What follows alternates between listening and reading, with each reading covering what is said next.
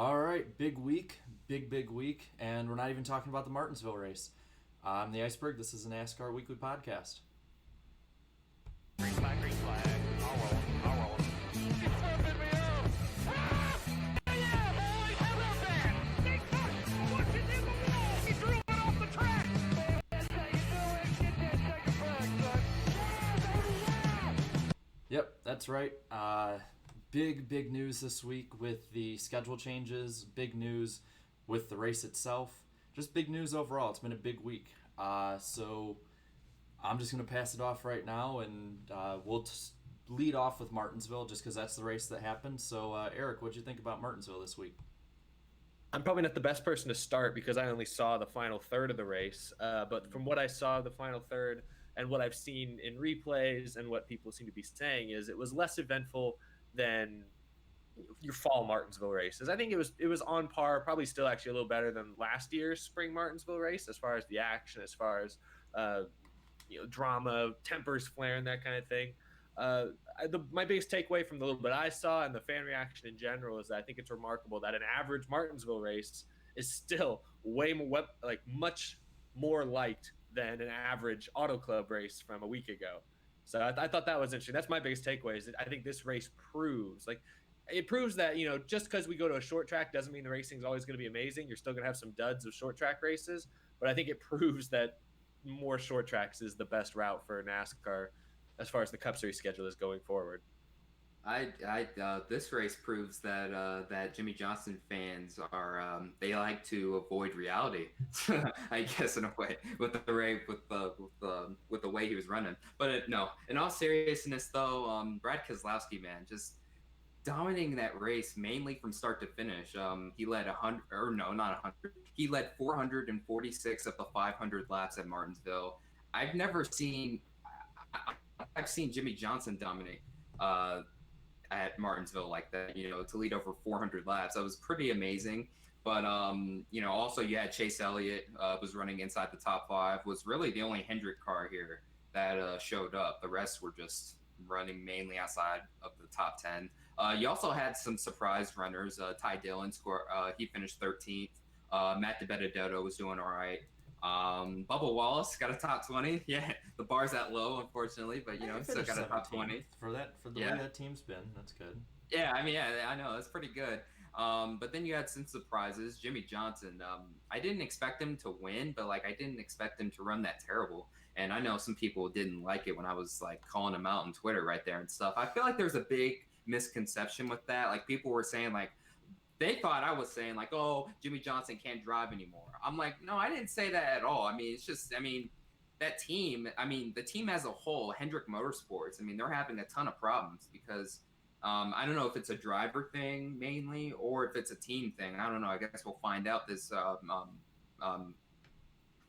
during the season. But I don't know. For the most part, even the package had its problems here. Now I guess dirty air is a thing at Martinsville, unfortunately. Cole Pern had said something about that. Also, Brad Keselowski had said something about that too. I don't know. I feel like the only way that cars could pass is if you just if you basically just shove them out of the way, essentially. But for the most part, it was a pretty average Martinsville race. I did agree with Eric's video after the race that NASCAR fans' expectations are extremely high. Even for a good track like Martinsville, they expect every single race to be an all-time great. But what makes the all-time great races so great is that it's so rare. They rarely happen. For the most part, you get just average races like this. So. And it's that way with any sport or motorsport, really. Exactly. So I don't know. I'd give the race. I don't know. 6.5 out of 10. I guess pretty average. So that's my take. What about how about our guest I can't speak tonight. Speak for me, please. It's AutoRockinRacing94. I'm just bad in general. It's all good. Here's the saying. I think it's a Chevy problem. Sure, RCR have been hit and miss. Sorry, Chase Elliott's just been and Kurt Busch as well. The Chevys has just been with this Camaro. They have not been all that well, and the fact that J.J. Johnson is not doing too good in Martinsville is a surprise. He was basically running Roush levels of bad, and that's very unfortunate coming from a guy that wasn't the biggest Johnson fan back in the day. But at this moment, it's like they got to do something. And I think it's too early to say to take action with Kevin Mendring, even though I'm not the biggest fan of the Mendring family to begin with, mostly Jeff Mendring for a lot of reasons. So overall, I thought it was Brad just smoked the field, and I think some people were not too fond of Brad smoking the field that way. And I said to myself, well, if they're complaining about Brad dominating at a short track, imagine if they were to watch a 70s Cup race that where Cale Yarborough led all 500 laps. I was about to say that. Or North Wilkesboro when Jeffrey Bodine basically lapped the whole field. They wouldn't survive that. Nor I think the idea of multiple times is some people. It's just really, it's kind of like flavor of the month, almost like if they like this one thing, they want to keep it as an entity. And if something invades it, then it's not going to be pretty as far as the reception of the people on Twitter or just in social media in general. Yeah. Yeah. I'll be honest. I kind of fell into the trap that Eric was warning against of overhyping it, because Martinsville is probably I'd say from an objective look at it, Martinsville's probably my favorite. If you look at it just from going to the track and stuff, obviously the ones I go to more often, but that's beside the point. Martinsville objectively is my favorite for the racing. And it wasn't bad by any means. Like we said, a bad Martinsville race is better than probably half the tracks on the schedule's good races, which is saying something, because but there were the cons, the same people dominating, but that's normal for short tracks. This was just an extraordinary amount of domination. I didn't like the fact that Cole Pern is talking about there being aerodynamic problems at a half-mile track. That's something not good. That's not good. I think that's something that we can all agree on. The fact that every time somebody seemed to get behind somebody, you could see the flaps going up and out in the hood, and just you could see it was causing problems. It was quite odd. But again, it wasn't bad. There's still a lot of beating and banging, a lot of racing up through the pack. Clint Boyer, I think he sped twice? Twice. He was killing my fantasy team, man. And the thing is, he wasn't bad by any means. He probably was better than Elliott and maybe even Keselowski. The way he was able to slice through the pack and the lap times he was putting up, even being in the pack, it was really impressive. And I wish that he would have been able to be up there to compete for the win with those two. But they put on a good show up front. I wasn't too crazy about it. And again, on my rating system, I'm a little more harsh with it. I give it a 5 out of 10. It's nothing bad, nothing good. It was just a meh kind of race, which the spring race for the past few years hasn't been as good. But that's sort of my take on it. I don't know if you guys think I'm being a little too harsh on it. No, not really. I wouldn't say so. I give it more a closer to 6 or a 7. But yeah, I do think about the overhyping, and I think a lot of fans were a little disappointed by this race. And my problem was leading up to this race, I felt like a lot of people I saw on social media were acting like this race was going to save the season or something. They're acting like Daytona sucked. They're acting like Auto Club kind of did, but they're acting like Atlanta, Las Vegas, and ISM were all really bad races or something, and that Martinsville was here to save the day. And I'm like, one, the races have been pretty good this year for the most part.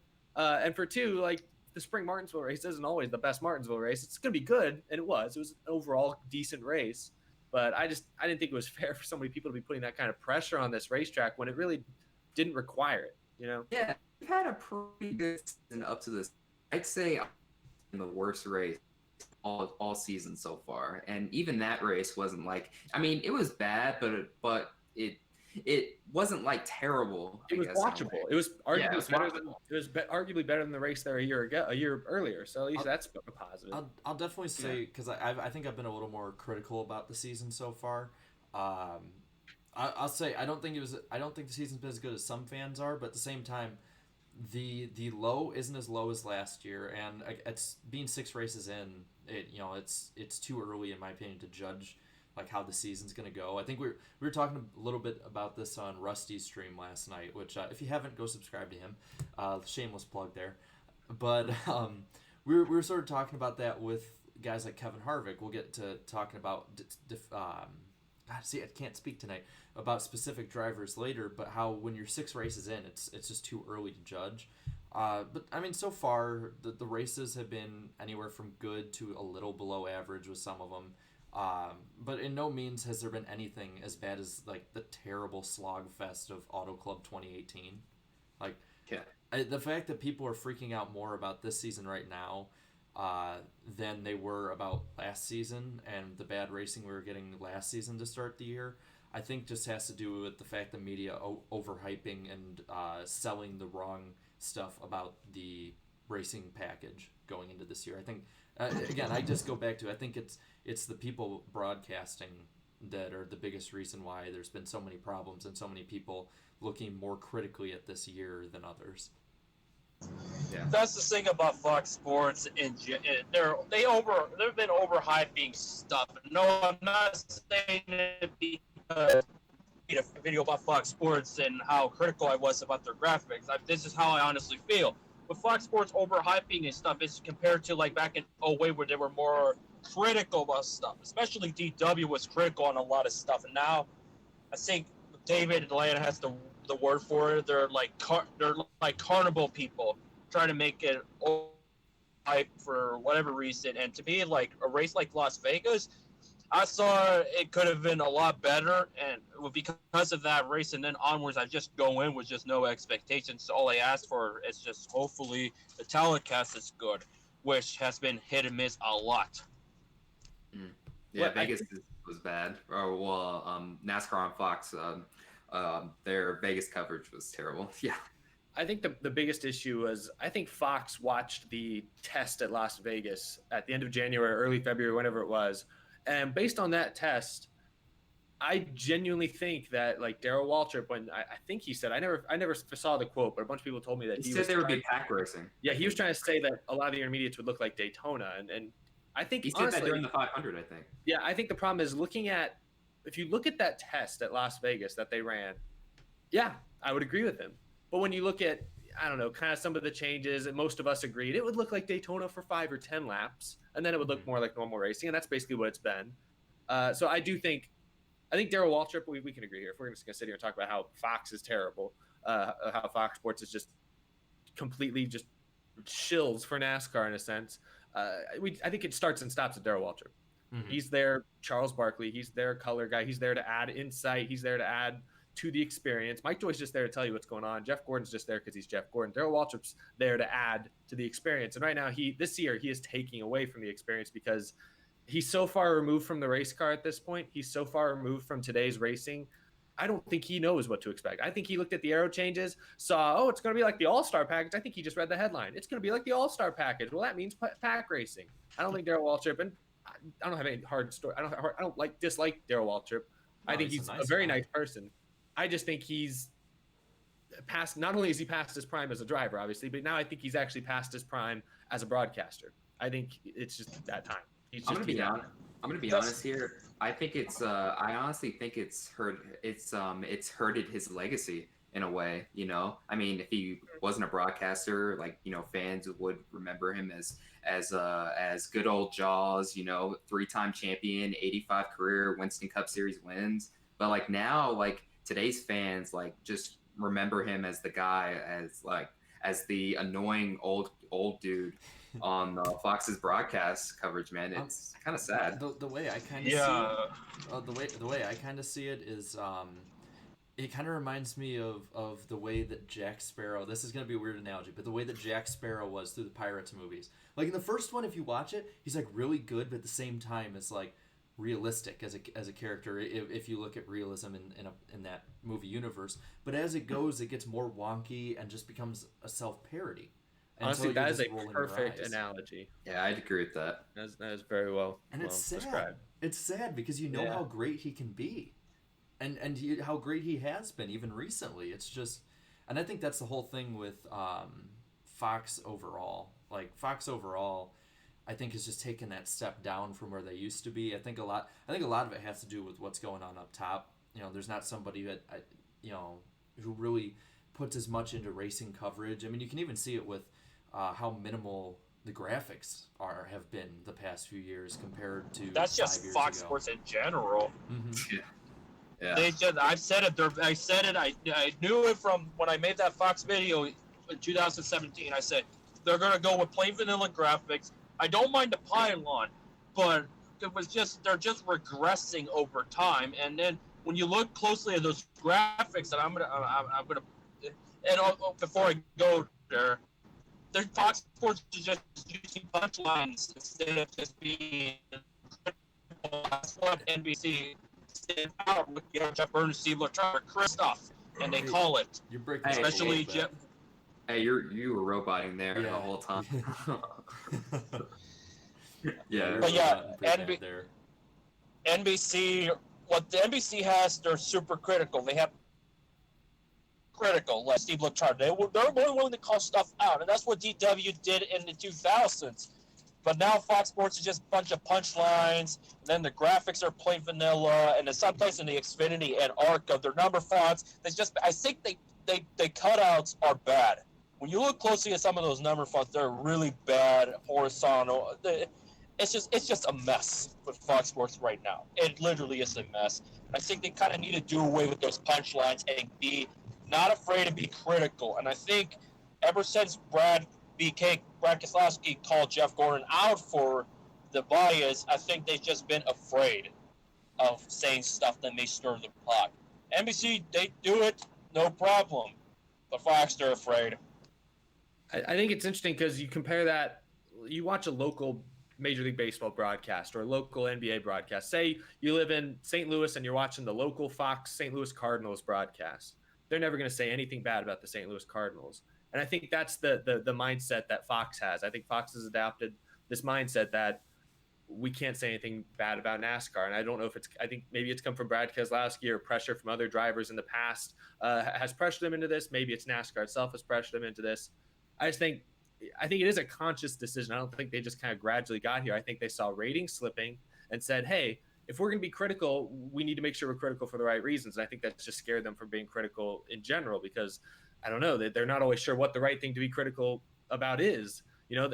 Can they criticize, like in 2008 and stuff, when they were criticizing some of the package stuff, they were saying, oh, maybe this car tomorrow is not doing this that well. Back in 2008, ratings were still through the roof. NASCAR was in no danger whatsoever. They're like, oh, it's like the same way people in the NFL, like they passed a major rule in the NFL to change the pass interference deal today.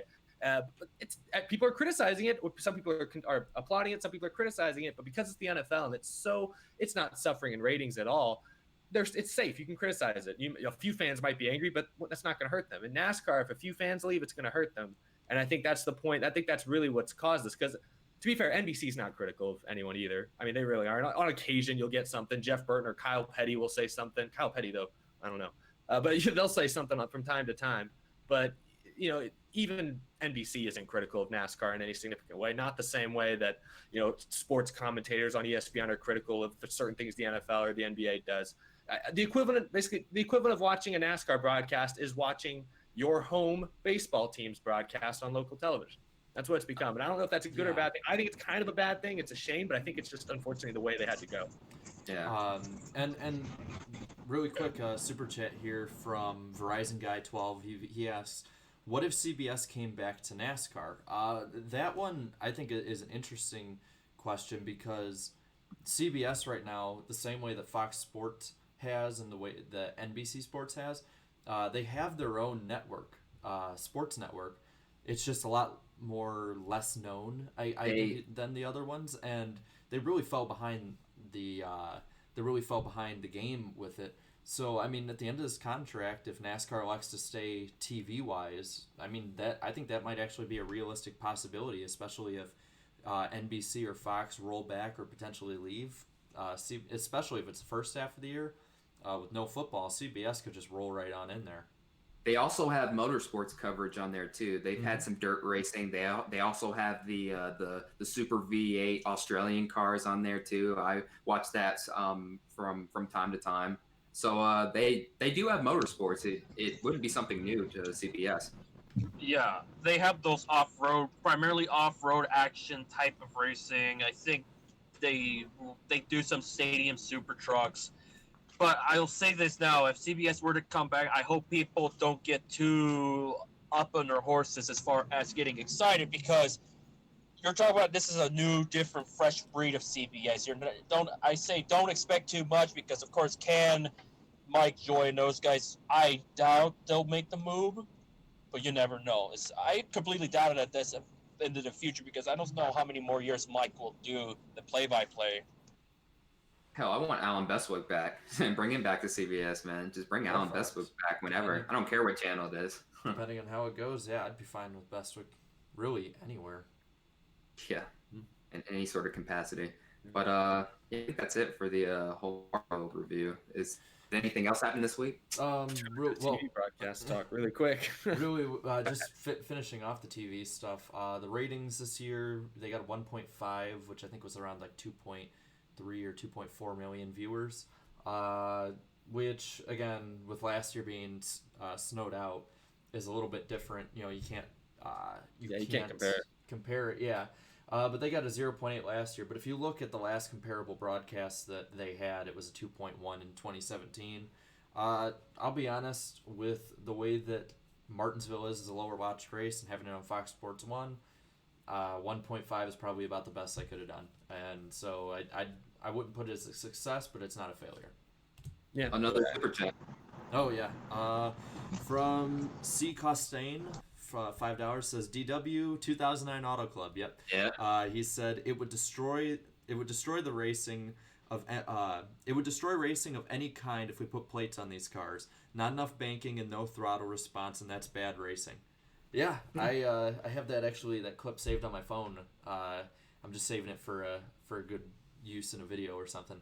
But yeah, I mean, and back then they could be more critical about that stuff. Like Eric was saying, with the ratings being up. I mean, even with Jeff Hammond, when they put the green-white checker in, I believe he said it was gimmick racing and he hates gimmicks. And notice that when Fox really started realigning towards the end of the 2010s, start of the 2010s, end of the early 2000s, Jeff Hammond was one of the first to go. So just sort of all lines up. Yeah, it's unfortunate that Jeff Hammond, then Jimmy Spencer, even though he was on the Fox team, but he was on Speed, like, you need guys like him to be that kind of person. The only thing that we really kind of have today is Kyle Petty. Well, when you look down there in the IndyCar side, they got Robin Miller and John Beekes. They can be, well, however they want, they have that guy.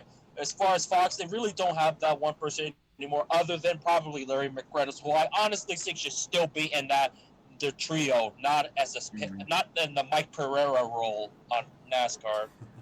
I like that. Role. Yeah, I like that I'm one. going to call it that for now on. By the way, we have 140 people watching and only 45 likes, so make sure to lick the like button, guys. Lick the like button. Really quick, while we have a little pause here, let's do some self-promotion. So, for a while now, there's been a few people, very vocal people, telling us that we need to go into just an audio streaming service, as well as doing this. And we kept seeing it, and a lot of people were telling just us face-to-face DMs, whatever, that we should. So we bit the bullet and we did it. We are now on SoundCloud. I'm gonna share screen really quick. We're SoundCloud rappers, so go buy our. Yeah, go buy our merch. No, Yeah. if we no, but let me see. Yeah, yes, here it is. So. You just go on SoundCloud.com/NASCAR Weekly Podcast. We got one follower. Woohoo! But go. yeah, all of our streams for this season are on here now. It was taking a lot for us to get these on here, so we have Season not 1 will be on here soon. Maybe. We'll see. Yeah, maybe. Hopefully. We'll see. But yeah, you can listen to anything from Season 2. So yeah, we got everything from, the first episode, the premiere. We had the Bestwick interview on there when we had Jeff Gluck on, Vargas, Terrio, and Kamikaze. That's one that, whether you watch or listen to it, you should definitely look at. And then you have the one last week with Dylan Smith. And I see in the chat, I think, Evan, you said F for licking the like button. Actually, you can still lick the like button right here. See? There's still a like button. So lick the like button can work on many different services. SoundCloud is so intuitive. My goodness. Yes. But did you just like your own thing? Come on, you can't do Damn that. straight. I don't like it again. And that's not cussing, it's mild language. So yeah, go follow us on SoundCloud. We're, let's be the most listened to NASCAR podcast on there, just like on YouTube. Yeah, I don't think there's too many on there, so we're number one by default, I'd say. Well, we got to go against the Dale Jr. download. So Yeah. Oh, wait, it's on there? Okay. yeah, but I think they upload it later. But yeah, we won't be uploading it live. We'll probably be doing this on the day after. So expect it probably sometime in the afternoon on Thursdays after the show. And if you're listening right now in the future, hello. And thanks for listening. Hello, So, and I guess, Yeah, and I guess technically the podcast is now a real podcast, so yeah. shit. Seattle traffic. Yeah, we so I'm trying. Oh, I'm being really dumb right now. I didn't realize that I didn't have the hangout up here, so it's been on my great face the whole time. But anyway, back to some more racing content. How about we go with that, and then we'll shamelessly plug that again. Also, the link is down below. It's in the description if anyone wasn't looking. So yeah, let's shift gears a little bit, no pun intended, to let's not talk about the schedule just yet. Let's save the juicy stuff for a little later. Yeah. Let's get a few little things out of the way really quick. So Geico, I guess, has signed on in NASCAR's new alignment with sponsorship. And it seems like they're the ones that are paying the most. Now, again, if they just leave it as the NASCAR Cup Series, I don't know if they're going to be doing anything really with like having a title sponsor. But it's looking like Geico is buying in for at least a little bit long term with NASCAR. So that's a good. What do you guys think about that? Oh, really quick, we have a super chat. None of Biz for $5 says, I only listen to podcasts delivered by Morse code through telegraph lines. It's really the only way to listen to the commentary and get all the nuance. Morse code coming soon. I don't think Geico's going to be the title sponsor, though. I think NASCAR's made it pretty clear at this point that they're going to do away with that, and they're just going to focus on like a new sponsorship package, where it's like, the official insurance of NASCAR, official, soft drink of NASCAR, and stuff that the NFL and the NBA have been doing for quite a while. But they've been in the sport since 2004, so I feel like it's a bit overdue to now be the official insurance partner of NASCAR. But I mean, hey, better late than never, I guess. I read something. I don't know exactly what the full report said, but it was like Geico, I think, spent more on advertising either just last year or maybe it was over the last few years than any other company in NASCAR. So it's not super surprising. It's a good thing they got them on this. I think what I've heard is they're looking for like 5 main sponsors to all kind of invest an equal amount of money to kind of make up the title sponsor of the series. And I believe Coca-Cola, if they're not already locked in, they were likely going to be locked in, and now Geico. So it sounds like they got 2 of the 5 probably locked down. So that's good. Carnation's gonna love that Coca-Cola's the one of the main sponsors. Yeah, I love it. Sure. I say the more money they are able to bring, the better, because if they can bring in sponsorships that are official and make the sport healthier in some way, I'm all for it. Considering Geico has come a long way from just lucking away to win a Daytona with Mike Wallace to starting park status, to now they're doing pretty decent, and now they're just exploding with the Geico restart zones and all that. So I'm thrilled to hear Geico stepping up their game and actually going to be involved a lot more. Maybe Geico can help the team save 15% on their expenses. Maybe, I don't know. Well, one thing that I know some people. Oh, come on, man! Ty Dillon is better than Brian Scott. one thing people in the chat were asking and wondering about is the stuff with the Ty Dillon sponsorship. How is that going to work out? Well, NASCAR's had official sponsors for stuff like Coors Light, for instance, was the official beer of NASCAR for a bunch of years there. And they still, again, and I know it's a different time, but if we're just looking back to a reference in the past, they sponsored Sterling Marlin and David Stremme, even though they were that official sponsor. So I wouldn't say it's time to panic with Geico investing more and more money in it. They're also sponsoring a race. They're sponsoring a car. Now they're just throwing a little more money in. They probably have invested money in NASCAR already, and it's probably not as big of a gain as a lot of us might think it'd be, actually. Mm-hmm. Yeah. I could see Twisted Tea coming on full time for Ty Dillon, though. I could see that. Just a thought. Maybe. Did you all see? I don't know if you had it written down, Jared, but did you see? I saw a report, or it was a quote from Brad Keselowski that he mentioned that he's good on sponsorship for 2019, but he mentioned that he doesn't have full sponsorship for 2020. That's Brad Keselowski. He didn't mention if it was like Miller Lite's downgrading their sponsorship or whatever, Discount Tire, what it is. But yeah, Brad Keselowski. Yeah.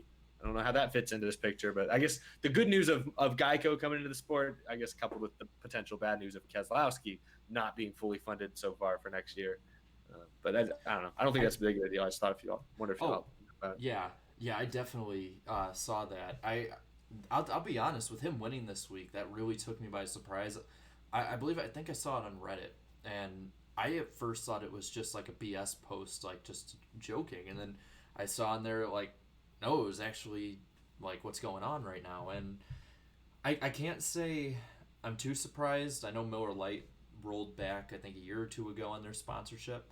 I'm really surprised that he's talking about like needing sponsorship for like the entirety of 2020 and stuff, I think is what some people were saying about it, which that one threw me off, especially for somebody of his caliber. But at the same time, you got guys like Jeff Gordon had problems with sponsors, Jimmy Johnson did, Dale Jr. did. Like the most popular drivers, arguably in the history of the sport, have all had problems with sponsorship at some point. But I think if we get to October or so and he's still like wondering and asking about sponsorship, or they're still unsure, I think, or even September, I think then it might be a little more time to panic with it. It doesn't surprise me at this point. I mean, ever since Furniture Row Racing shut down, the team that won the championship 2 years ago, due to lack of funding, like nothing surprises me anymore at this point. So I'm not surprised that Keselowski's having a hard time finding full funding for 2020. It would be something if Austin Cindric moved into the 2-car next year. That would be. The fan reaction to that, I see Eric's laughing right there. Like the fan reaction to Austin Cindric in the Cup Series driving the Deuce, it would be hilarious. It's gonna be nuclear heat. I'll tell you what.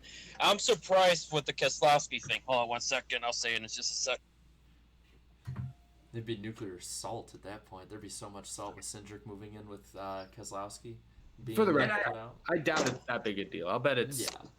I'll bet he's got most of the season lined up, but I wouldn't be. Yeah, the thing with Brad, I think he might be okay because considering the personality and how super prideful he is for the United States of America, I wouldn't be too surprised if I see somebody that is very patriotic help out Brad and sponsor him. I think that would be kind of like a cool combination. I'm not sure how it will happen, but it'll be interesting. DC Comics makes it. He makes a pretty good point here. He says, "What if GoDaddy partners up with Keselowski again? Remember they did in 2009, and Keselowski had an amazing year that year. I think he won like 4 races in the then called Nationwide Series. That'd be cool. I'm wondering if his commercials would be anything like Danica's. That'd be very interesting. If they want to fold the company." He had commercials for GoDaddy at the time, just not like that. None with him getting pulled over by a cop, I'm imagining. No. Well, yeah, a few people might understand that reference that are watching right now. I sure, 12-year-old me sure did. Anyway, anything else really to add with that, or think we're all good with that? Austin said 2020. Let's go. No, I'm just playing. Yeah. Let's move on. Really quick about the Martinsville race. something that I actually didn't notice. Well, two things I didn't notice. Well, one positive, one negative. So, the first turn, I wrote the note down here. The first turn tower at Martinsville actually got renamed, and they like sort of reopened it this weekend. It was named the Glenwood Tower after after him, and so I just think that's something pretty cool that people should know. I don't know if they said it on the broadcast because I'll be quite honest, half the time I have it muted on the broadcast. Yeah, I saw it on Twitter. Floating around on Twitter there. Yeah, that's cool though. I think that should be put out there for everybody to know about if you haven't already. So that's the good thing that I didn't really get caught by many people at first. The bad thing was that after the race, you could see on TV on Fox behind Ryan Blaney during his interview, Daniel Suarez had a liquid thrown at him, more than likely a beer from the stands. So there's been conflicting reports about it. There was one report from, I believe it was Bob Pockrass, saying that it was being thrown at Brad Keselowski. Not cool at all. Even worse, other reports saying that when it was thrown, you could hear people yelling stuff about him being Mexican. So, even worse, by far. Yeah. I find it a bunch of crock of horse of embarrassment to hear that. At least when Brad did the burnouts, he kicked the beer can with his front bumper. I thought that was like, yeah, he don't care. He's just gonna punt the beer can out of the way. Yeah. And also, I've heard about Danny Hamlin as well. Might have had some damage from those race idiots out there. Yeah. Martinsville has had a history of their fans acting like complete jackasses in the past. I remember Bill Lester. Checkered, for sure. Yeah.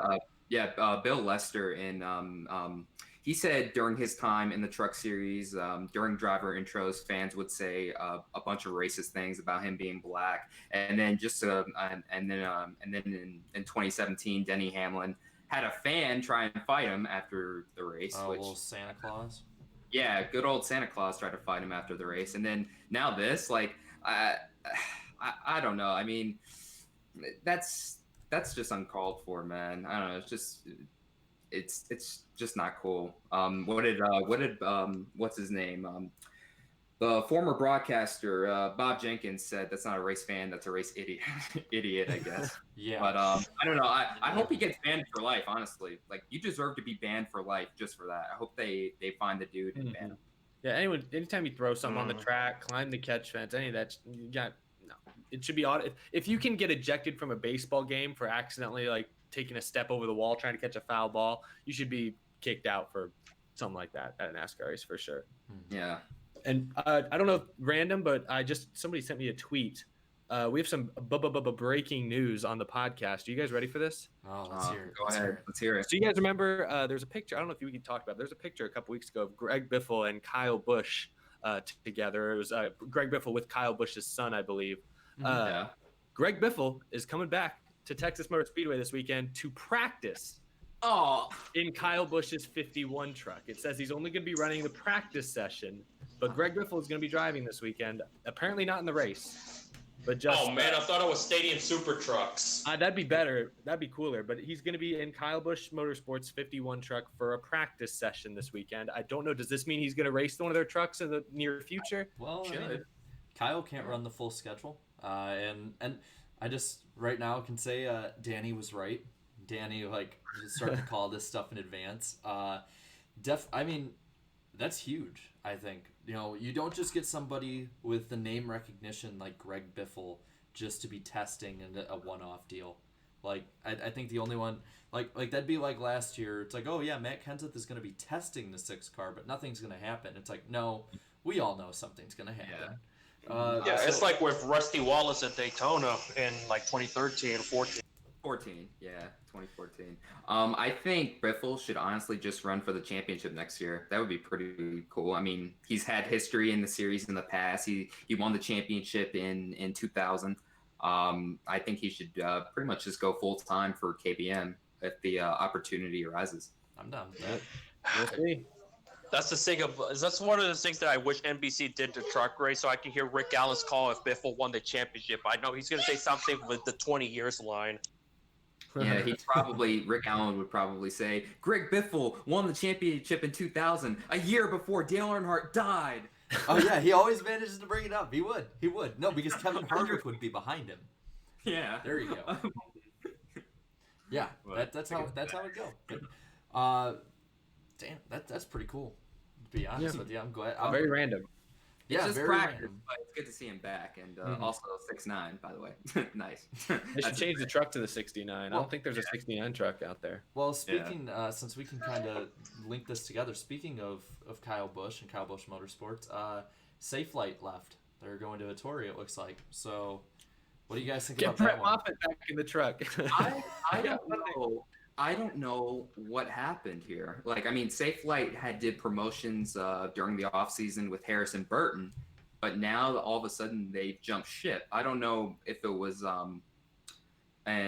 whole deal breaker type deal thing where like they wanted to pay an X amount of dollars now, but then Kyle Busch was like, no, you guys need to be paying this, and then they were like, okay, well, we're just gonna leave you and just go to the championship winning team. I'm not really sure, or I don't know, maybe it's that, or maybe Kyle Busch pissed them off in some sort of way. I don't know, that wouldn't surprise me, and then they just left. I don't know, Maybe they like Noah Gragson a lot better.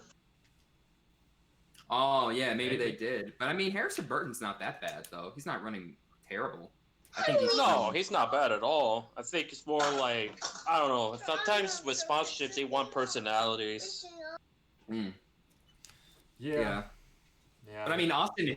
I mean, I don't know. I didn't really know about him like for this. I don't know. I'm sure he has a personality off the track and stuff, but on the track, I don't know. It's not really like a guy that really stands out to me. Maybe it's just that Daytona win, like just having that as like on your resume. I don't know. Maybe they just that's important to them. Well, I mean, it is the championship team, so that could be that too. Yeah. Yeah, and then I was also looking. I believe this also was on Reddit about Angela Rook. I think that's how you say her name. I just remember Rush? as Angela Cope. Is it Rush? I remember it's as Rush. Angela Cope. Or Rush? I think it's Angela Rouge. Rouge. I think that's how she's been going with. Angela R. That's how I'll say it. Angela R. She's going to run 11 to 12 races for Nice Motorsports in the 44 truck starting this week at Texas. So what do you guys think about that one after her relatively good run at Daytona this past February? She also has her own reality show. I don't know where it's going to be shown. If it's either on TV or just online, but like she has her own reality show going there. I think it's pretty cool. You know, she had a pretty impressive run at Daytona, finished inside the top 10. Now, granted, there was only like 10 cars left in the race, though, so we'll have to see how she stacks up. She ran up front for a lot of that race, too. Yeah, Rouge was explicitly told the entire time to stay on the bottom the whole entire time. Because when I was at Daytona covering the Speed Week stuff and listening to the scanner, that's pretty much what they told her: stay on the bottom. Doesn't matter for like a Corey Roper to go high, you stay on there the whole time. Yeah, that's what makes me a little worried. She looked completely overmatched just at Daytona, and I'm worried if you put her in a track where where driver input matters more. I don't know her full story. It sounds like she doesn't have a whole lot of stock car experience. You remember that race, that Xfinity race about 5-6 years ago? Yeah, Kevin Harvick. Yeah, I remember that. I'm worried of more moments like that with her. I'll be honest. Like I don't mean to be like super condescending. But I'm honestly worried that she's going to be a menace on track. It felt like she was. I just remember because I vividly remember that quote too. Watching the Daytona race, they're like, they told her to specifically just stay on the bottom no matter what, and I'm like, so she's not actually racing. She's not actually racing. She's just out. Yeah. So all right. I mean, it's cool that she gets a ride, but I don't know why. I'll be honest. Yeah, it's probably honestly money. She probably has somebody. Yeah, it's It's just that, I mean, that's how it is with a lot of people. I mean, you look at Stephen Wallace. What's he best known for? Crashing, but because he was Rusty's son and he had 5-hour energy behind him, he stuck around probably like 10 years longer than he should have. Yeah. I mean, when Mike Joy one of the best lines from the 2011 Daytona 500 is when there's this crash and you see Stephen Wallace barely make it past, and Mike Joy goes, "He didn't wreck." Oh, that's a first. That's a first. I mean, that's probably how old Angie R is. So. Oh, and also, NGR. Jesse Iwuji, who's been on the show before, he's racing in his home state for the first time ever. So that's a pretty cool Really? story. Yeah. He's racing this weekend? Yeah, in his home. Oh, my camera came off. Sorry. He's racing in his home state. Yeah. Fun. That'll be cool. Been doing a lot of promotions for that. He got sponsorship, I believe, last month. I think yeah. Bubba Wallace is running trucks again this week, too. I think he's going to be in the 22 again. Oh, great. Yeah, he got a top 10. Got a top 10 there, so it'll be interesting. To get Darian, one. weren't you saying that he wasn't going to do too hot in that truck? Did I say that last week? Yeah, you did. Yeah, no, I said I said I wasn't expecting much just because the 22 truck, it's not really it's not necessarily the most competitive truck out there, but I mean, he pulled it off, so got a top 10, so that's pretty cool. So I expect another one. All right. Well, I mean, Martinsville still in the trucks at least is not as aero dependent as definitely a driver's track. So I don't know if Texas should have that high of an expectation, but if he gets a top 10 in that truck at Texas, I think that it shows that maybe it's not the driver as much as people are trying to say it is at Petty. Maybe it's just Petty.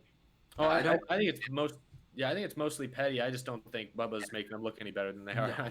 No. Well, yeah, I think I don't know, just the people on Twitter just saying, "Oh, it's all Bubba." Like, that's ridiculous. And then they try to compare him to Eric Almirola. I'm like, Eric Almirola was in the Cup Series driving for them for like 6 years. Like, that's not comparable, man. Mm-hmm. And even most of Almirola's stats were only a little better than Bubba. Like, Bubba's not been good, but even Almirola was running 23rd. Like, his average finish was like 23rd. Well, in the yeah. 43. And So I know we're running over sort of the same topics we have a few weeks, but I think it has a lot to do with the fact that the sponsorship money isn't there. Because you look, when Bubba filled in for Almirola, I think it was 2017. Yeah, 2017. Dude, he ran as well as Almirola did. Like, Yeah. and he was running. I think it was Kentucky. He was running around 10th to 13th with Dale Jr. Finished all night. 11th in that race, I think. Yeah, Or 15th, I mean, something like there were a lot of good drivers. He finished ahead of that night, so he has the ability. It's just a matter of, I think at this point, Petty is hurting so much with the sponsorship money that it's showing on track. Yeah. Really quick then, before we get into talking about the big story of the schedule changes, one last little tidbit. I believe I think I saw it on Twitter. I can't remember who I saw it from, but I wrote it down immediately because I found it really, really interesting. So, with Brad Keselowski winning, that was another Ford win.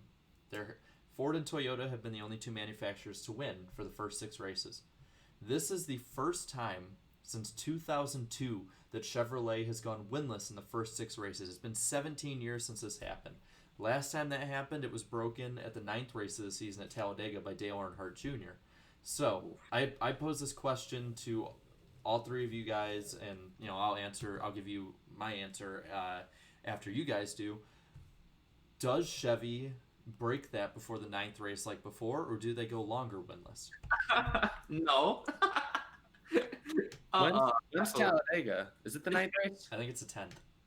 Oh, see, I don't know. See, honestly, I don't think Chevy wins until Talladega, and even then, who knows? But I don't know. Bristol will be interesting because Chase Elliott showed they have good short track speed. So I don't know. Bristol's a little very different, I guess, but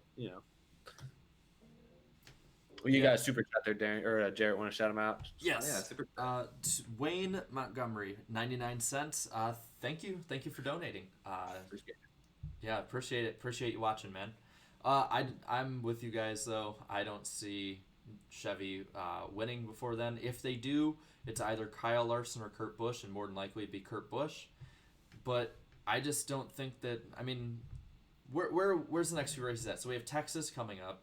Here, need to get my handy dandy magazine, who has the schedule in the back of it. I flipped right to it. So the next few races before the 9th. The 7th race is Texas. 8th is Bristol. 9th is Richmond. I don't see him winning at I don't see a Chevy winning at Texas.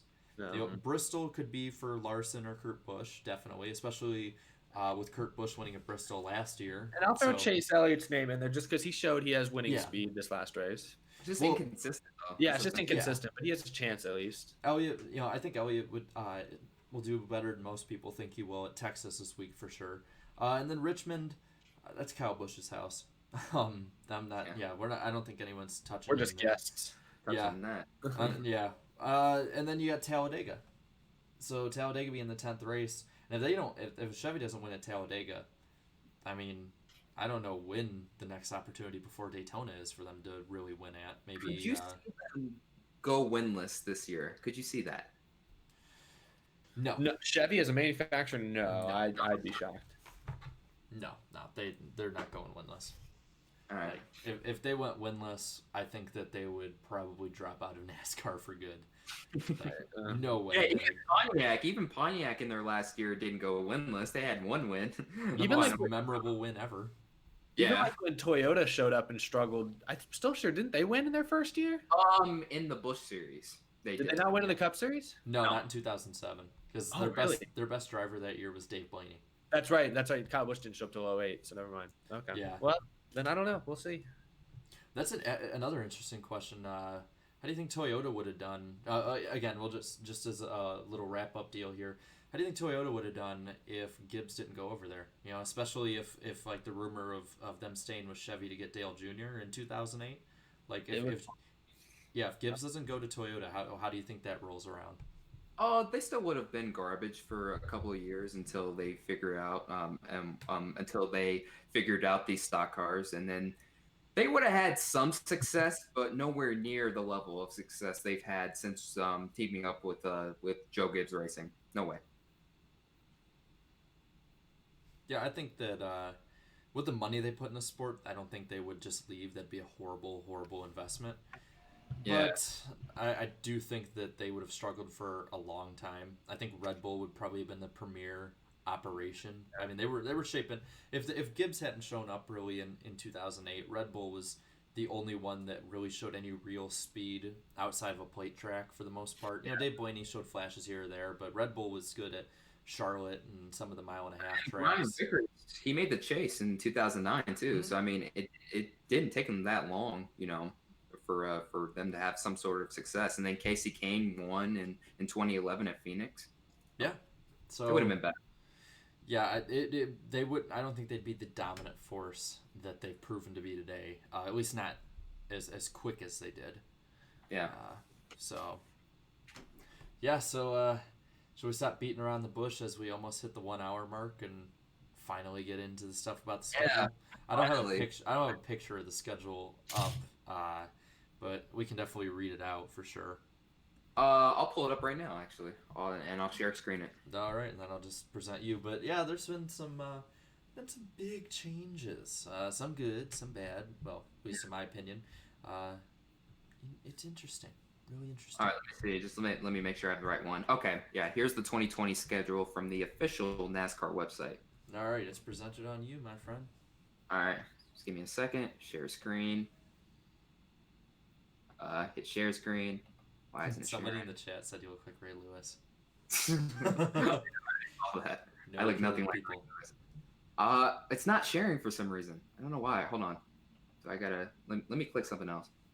All right, so you see the 3 dots in the corner? No, I see it.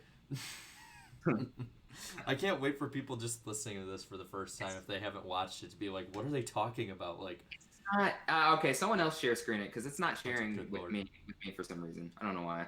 Someone else do it. I can go look it up really quick unless somebody else has it. If I can pull it up really quick. Okay, I'll present you. But yeah, so Stall, everyone. what?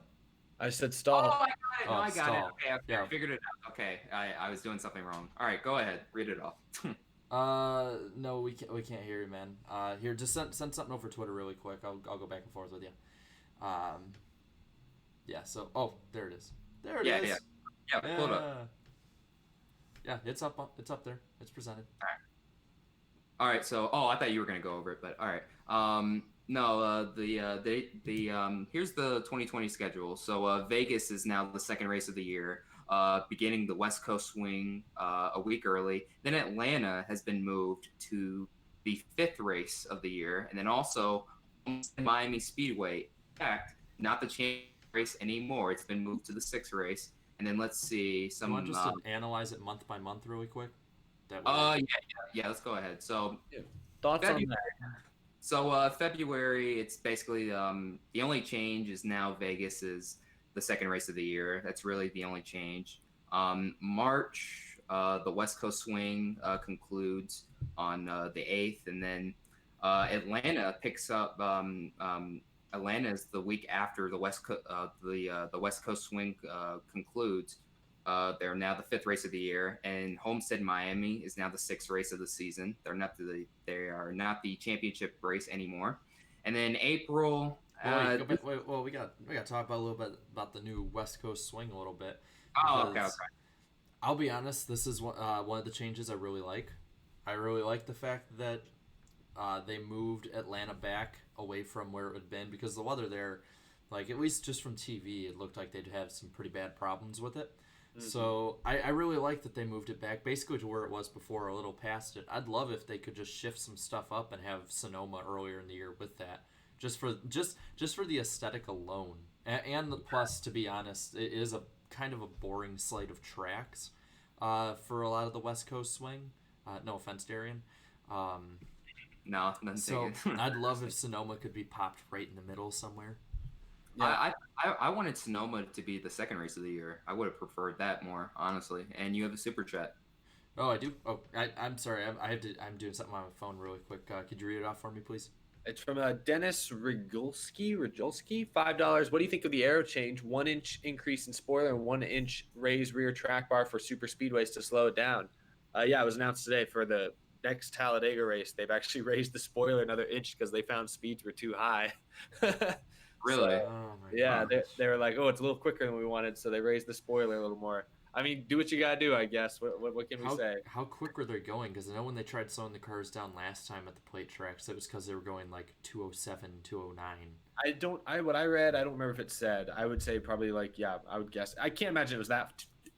I mean, they allowed them to go 200, but it must have been like 206 or 207. For the test, I think they only had 3 cars at the test.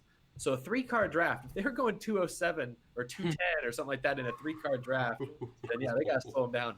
Holy shit.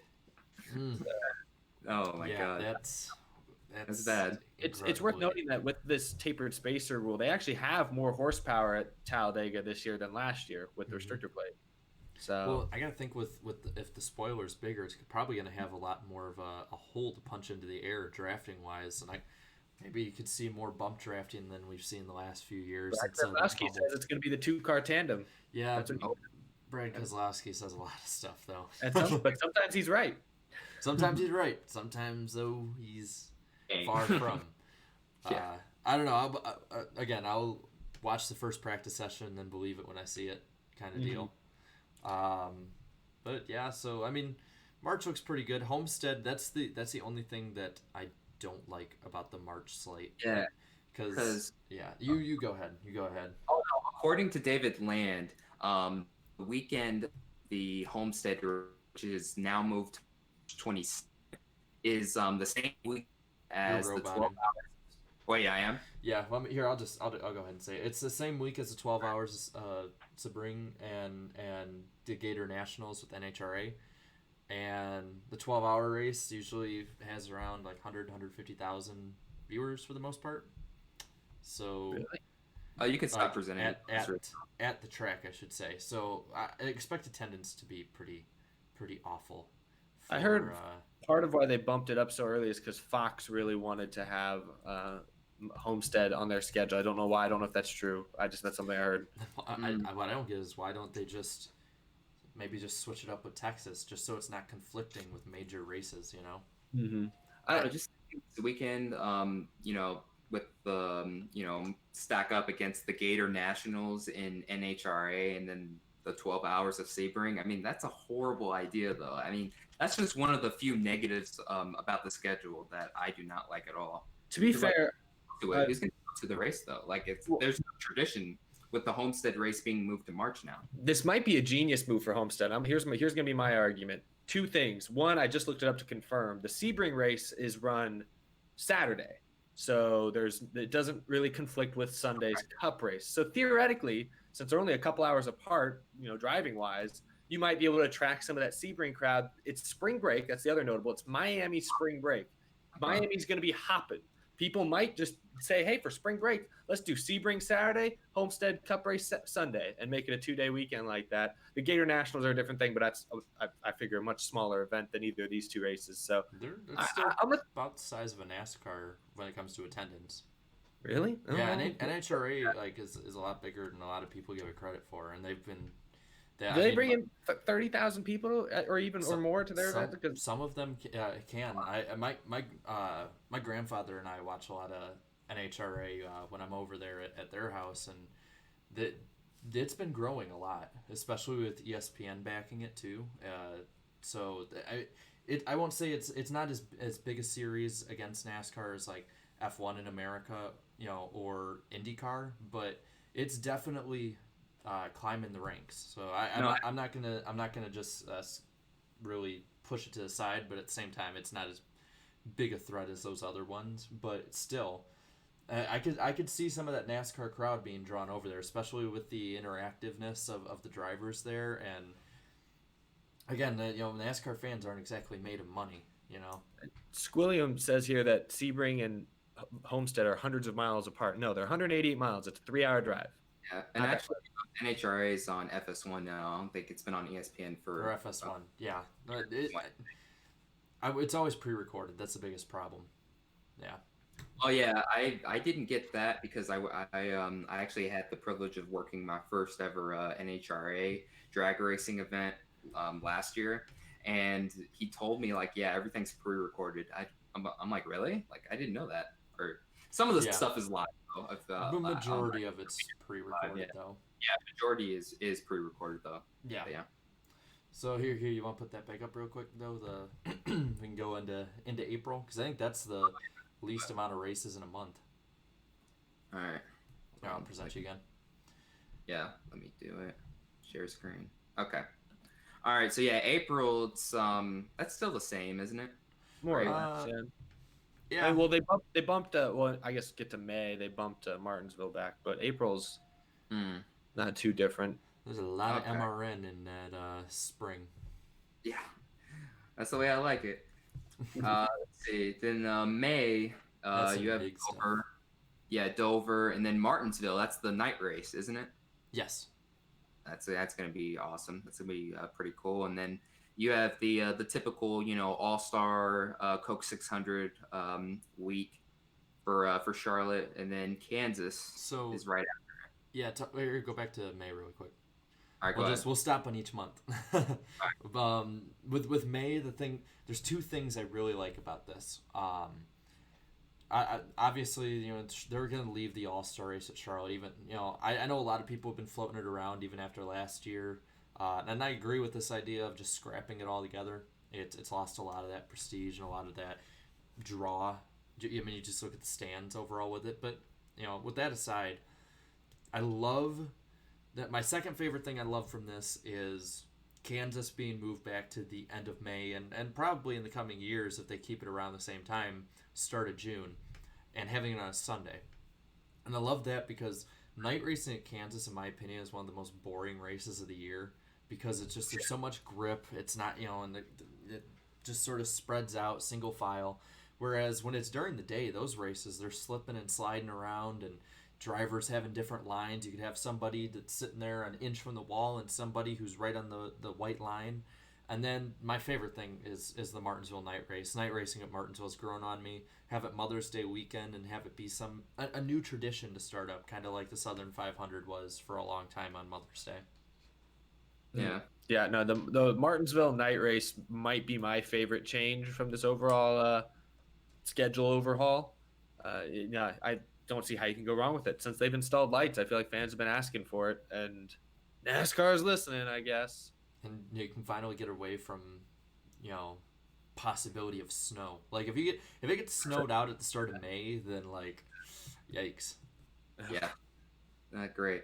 All right, so To then for June. June of 2020, we have Michigan, Sonoma, Chicagoland, and then here's the kicker for June: two back-to-back Pocono races on the 27th and the 28th, back-to-back, two doubleheaders. Whew. Yeah, see, June is, I think, in my opinion, probably one of the biggest changes month-wise. I mean, you have Michigan starting off the month, moved away from the Father's Day date. Sonoma moved up a week or two. Chicagoland being around Father's Day, and then just the doubleheader. That one, I'm really interested in that one. Like, I honestly, like, I'm thinking, like, do I want to go to that just to say that I was there, even if it's not that good? Who knows? What do y'all We'll think? see. I think it's good just to get both the Pocono races out of the way just in one weekend. I mean, they don't deserve two dates anyways, but I mean, if they're gonna have them, just get them out, just get them over with. Yeah. As well. Well, and then I was thinking, oh, go ahead, sorry. on top of that, what track? Because I think there's only one other track with two dates that can do this doubleheader, really, just where the dates line up and money wise and all that good stuff. That's in Dover. I think Dover is the other track that coming up in the next few years might actually do a doubleheader, just to condense the schedule down more, like they're trying to do, and avoid the NFL. So, what do you guys think? Is there any other track that might be on there that maybe they'll add a race or something, that we're not thinking of? Huh. I don't know. I'm not sure, honestly. I'm not really sure. I just know I do like the Pocono doubleheader. I think that for fans going to the race, that'll be just like a super great weekend. I mean, it's in the summer, it's hot, but it's up north. Getting two cup races, plus I know they're gonna have an Xfinity race one day. I think they're gonna have trucks and ARCA another day. That's so much racing. Now, granted, it's not the best track, so I feel like for TV viewers at home, it might be a little bit of a slugfest of a weekend, unfortunately. But for people at the race in person, I think it'll just encourage people in that region to go buy tickets, because it'll be historic for one. Yeah. It'll be a ton of racing packed into 48 hours.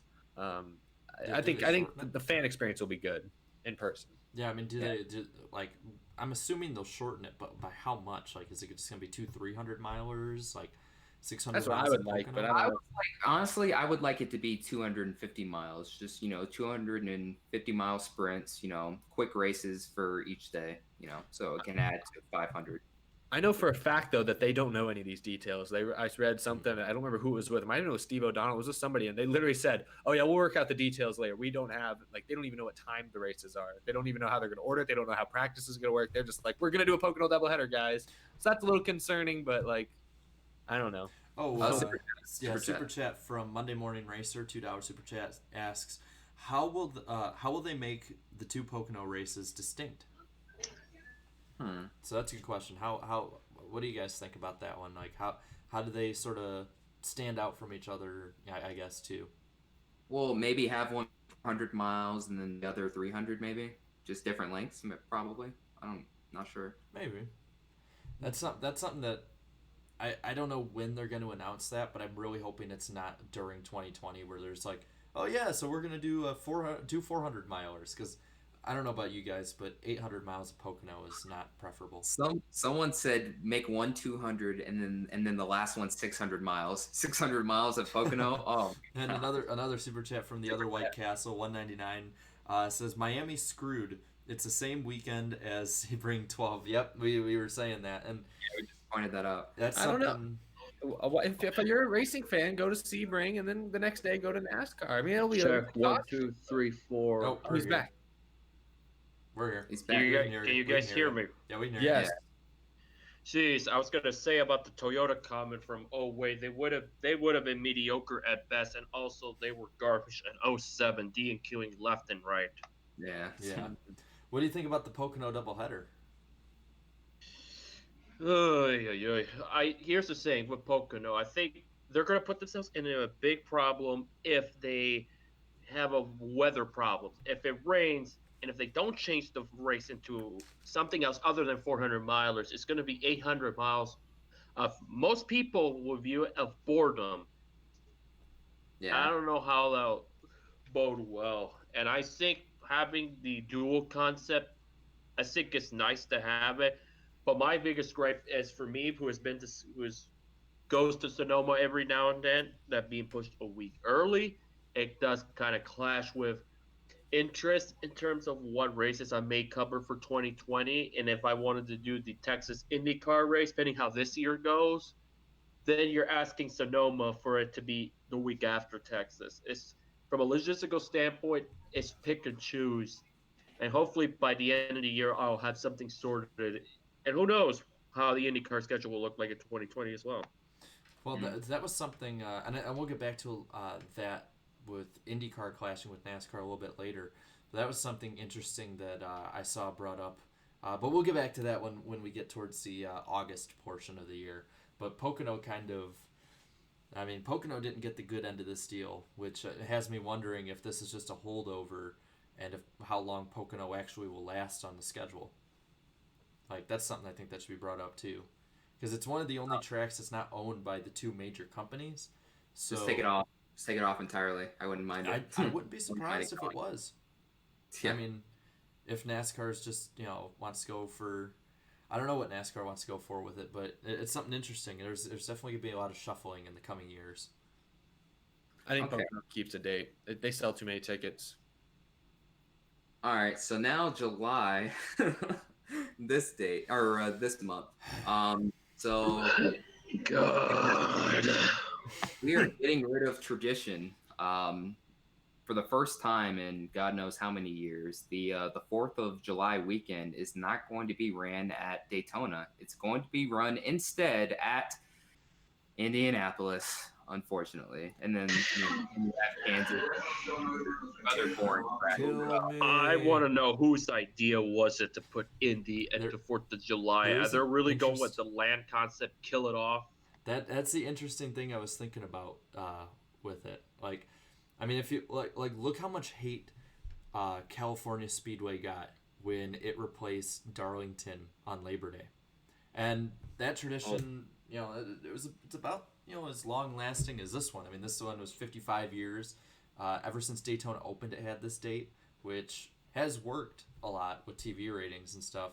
I'm wondering almost, because it doesn't make sense just based on what they've said before. Like, they said they'd move it out of July because of the weather, and then they moved it back to July 2 years later. So, like, that just doesn't line up. And then on top of that, how many, like, I don't think it would have improved in attendance or even viewership with the new date it had last year had it not been rained out. And now you look at it now, and, Indy is pretty hated racing-wise for NASCAR fans. And now you just add in the fact that it's replaced one of NASCAR's longest traditions. Oh, and also David Land made some good points because he's from the area. He says around this time, all of the locals they're leaving for the summer to go do something, and then it's like 120 freaking degrees outside. It's not going to be All right. it's not going to be good. All y'all are wrong. I think this is a great. I last night I was like, I don't know if I like this decision. I've actually changed my mind. I love this decision. I think this is a great decision. Care to Are you explain? serious? For one, tradition doesn't matter. I don't care about tradition. Race could be the same thing for 100 years. I don't mind. Ooh.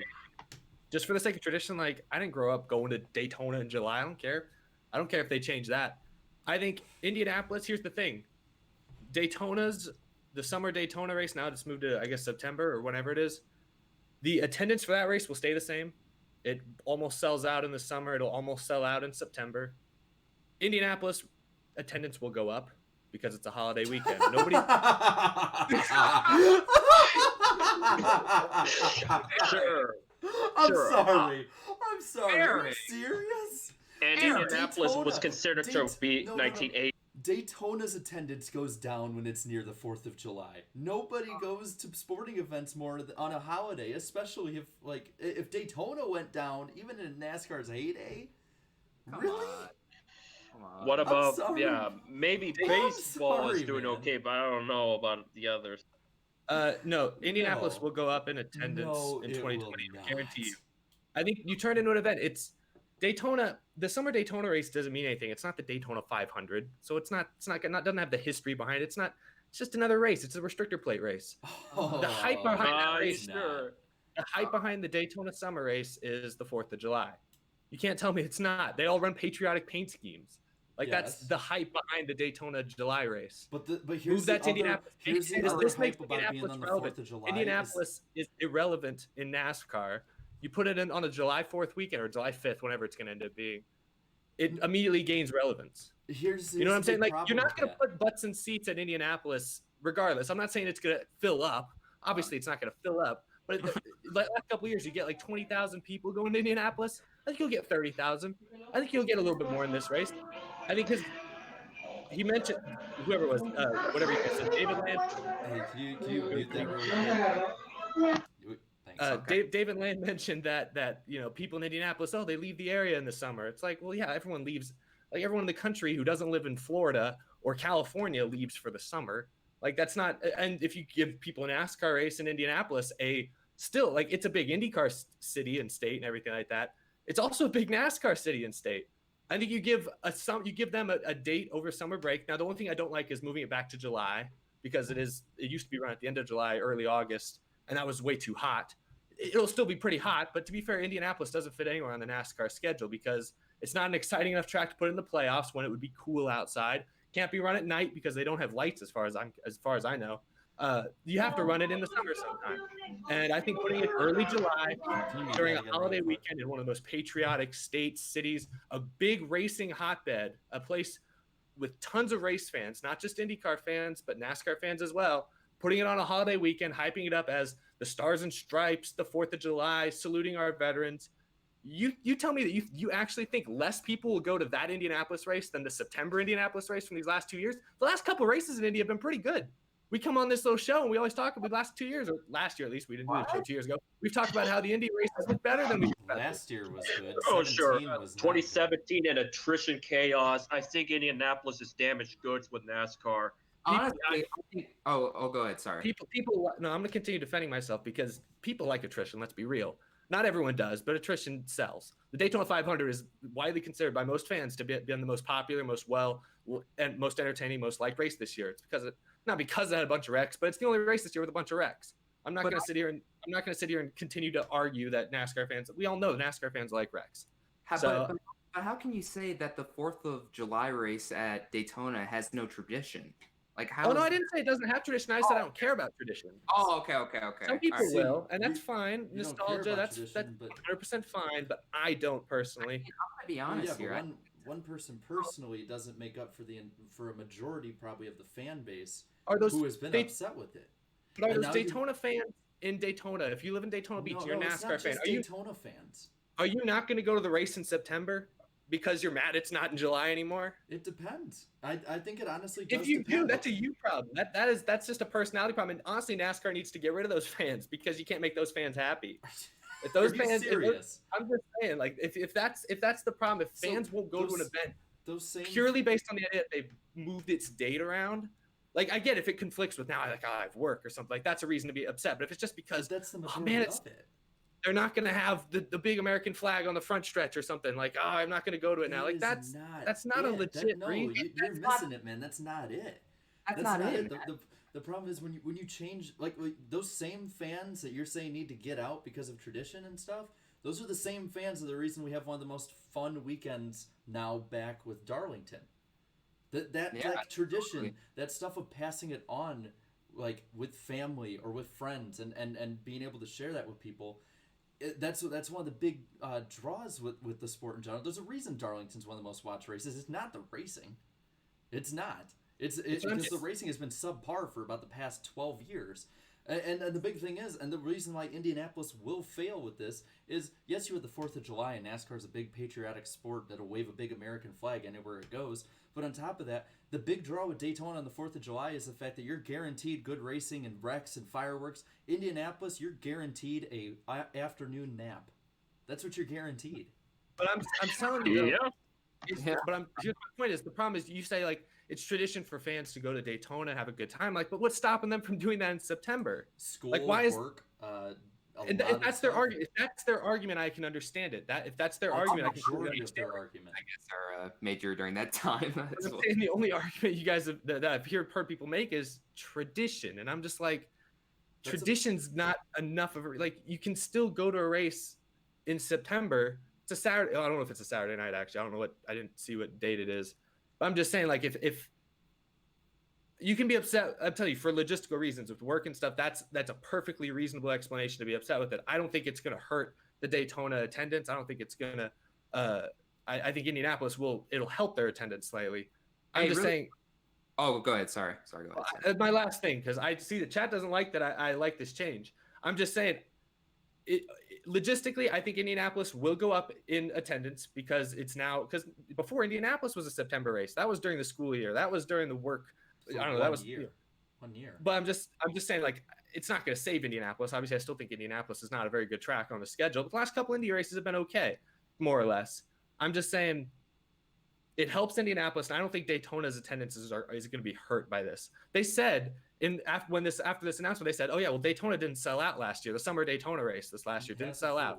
So it's like we're welcome for a change, And I'm just saying, I think moving Daytona. I personally love the move to Daytona as the final regular season race, but Indianapolis taking this July 4th date isn't optimal, but I still think it will help Indianapolis. I don't care. I don't care what date Indianapolis is on. Just get it off the freaking. Wait, what's that noise? No, Indianapolis. Here's the thing: if they see something wrong, they bolt. Indianapolis Formula One 05 tires, they bolted. Yeah. They never. NASCAR 08. The attendance has just been drastically declining. They're very serious about their racing. If one mess up happens, guaranteed they won't come back. I feel like moving it to the 4th of July will bring some life, but at the same time, having Daytona as the regular season finale, you're asking for a lot of ramifications. Hold on. Before we get to that, look, I don't care where. Go ahead. $10 super chat from Pat02537. I'm sorry it took this long. I didn't want to interrupt what we were in. Yeah. He said, "What, if anything, will replace Indy in 2021?" Honestly, like, I don't know.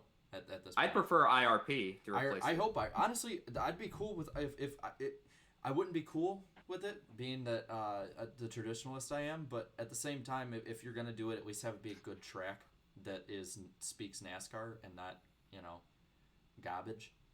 Yeah, I'll be honest here. I think this is the last year for the Brickyard 400. I think this is NASCAR. This is NASCAR's last hurrah with it. It's been a failed experiment for the past decade. I feel like they just need to do something new, start over, and just completely remove it and try something else.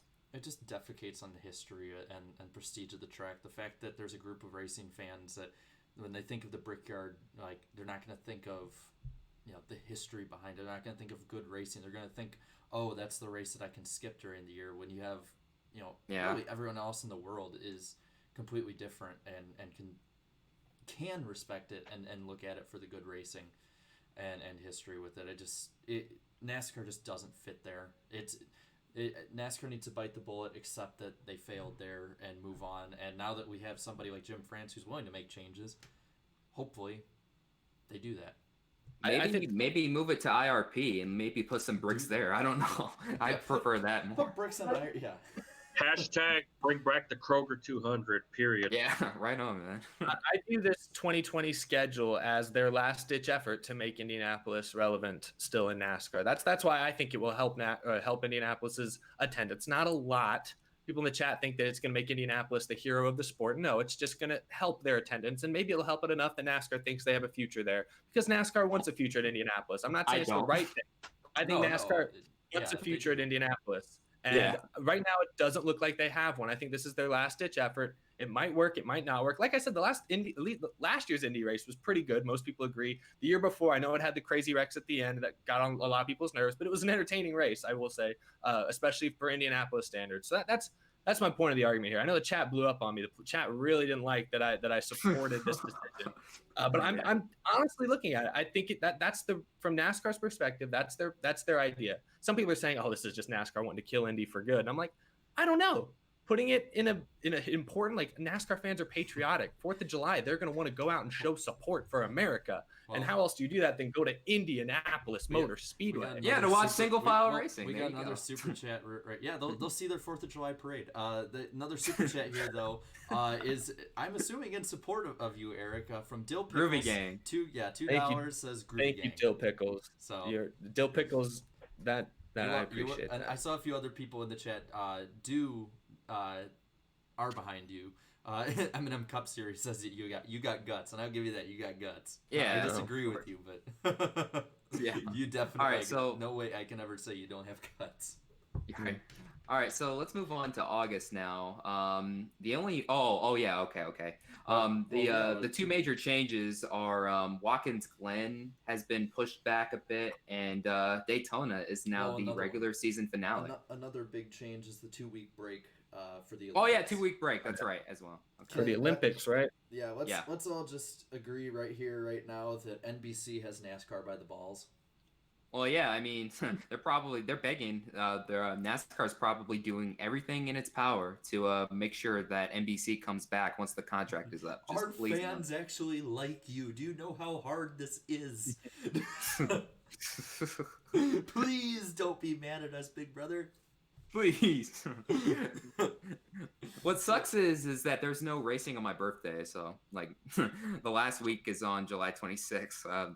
It's on that Sunday for 2020, but other than that, I mean, okay, they're probably going to send Dale Jr. out to the Olympics. Now, the big thing I'm looking that David had said that I agree with is that Watkins Glen now is the same weekend more than likely as, and Danny's here as, but Watkins Glen's more than likely the same weekend as the Pocono IndyCar race, which means that those Northeastern fans have to choose. And I'm telling you, Pocono is getting the absolute shaft in all of this. Like, I know there's a lot of good changes, and I do agree the doubleheader is, I think it's a good idea. I just think, I think Pocono is the testing ground. Like, if it can work at Pocono, it can work anywhere. I don't care for Pocono, so I don't care what happens to them. But you know what I mean. I find it interesting that here's the thing about Homestead being in March. I know I kind of had battled through audio problem. I just find it hilarious that they're putting it in March because I know for a fact that IndyCar did this beforehand and it served as the season opener. But I honestly think Homestead and Pocono are the ones I'm curious to see what will happen with their attendance. And with those major conflicts that you mentioned, and I do agree, I think they're kind of in trouble. Watkins Glen may be okay, but Homestead is the ultimate true tester because you're dealing with established events. What do you think, Good Danny? Point. I caught him off guard. Bear with me. I am trying to eat some food after work. It's been a long day. He's our studio audience tonight. But no, I've been looking at this schedule and reviewing it a whole lot, and definitely, lots of big changes. Y'all was really getting into some very controversial conversations there for a little while. How do you feel about that? Do you think Indianapolis being July 4th? How do you feel about that? I mean, I'm with Jarrett in the sense that I do like the tradition of the night race being July. 'Cause I don't know. I guess I think of too many memories of that race, like the one where Dale Jr. won after coming back after his dad. And the race will still exist though. It'll still be a night race, only a couple months later. Yeah, which I mean, I don't know. It seems like 1 week. There was 1 year where it's like the way the dates really worked, like. Daytona was like more in June and closer to 4th of July was like Kentucky. It was kind of a weird year, 1 year.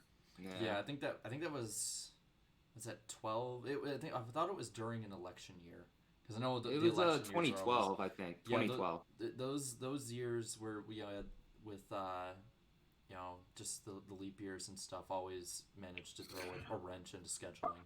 Oh, and I didn't really get to say it much, but I am all for the night race at Martinsville. I love that idea. The only race I got to go to at Martinsville was the fall race of 2017, and that one ended up being finishing under the lights at Martinsville, and it is an awesome experience under the lights there. So 10 out of 10, like that. I do wish though that they would have switched dates with Sonoma, and Sonoma would be early in the season when all the grass is still green over there. That's my only complaint, but I do like the night race at Martinsville. Oh wait, here's a good point. I forgot. I'm seeing it in the chat. Some people are saying, well, Chicago was on the it was during the 4th of July weekend though. And weren't you there, Jarrett? Partying on the 4th of July weekend? No, again, that was the 4th of July is literally right in the middle of the week. Like, so you could go either way. And the attendance was down. I might add. Oh, okay.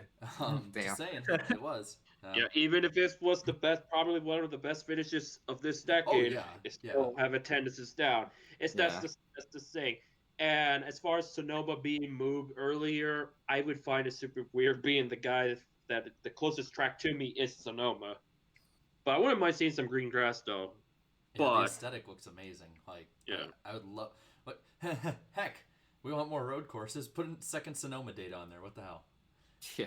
I'm fine with I that. want. I want to so- go ahead. I want to go ahead and put some emphasis on the Bristol when we get to there. So just Yeah, tell me. I want to Yeah. bring something else, and this is past all the tradition and all that, and the racing in general. I'm going to share a screen really quick because my biggest problem with this move is the fact that, and I know some people got pretty upset with me, and oh yeah, by the way, we're on SoundCloud again. So this chart here, I put this in my video, and I want to make a big emphasis on that. This is the chart of the last 100 years of storms, tropical storms, hurricanes, in the Atlantic and around Florida. So Daytona used to be, so hurricane season's from June to about the end of November, but peak hurricane season is from mid-August to I think Noah said about, which this is a government website, by the way, for people who might not know, but to mid-October. So Daytona always was around in this area here. Again, a little bit peaking up compared to the start and finish, but still, pretty good. But now Daytona being right at the end of September, it's going to be right around in here.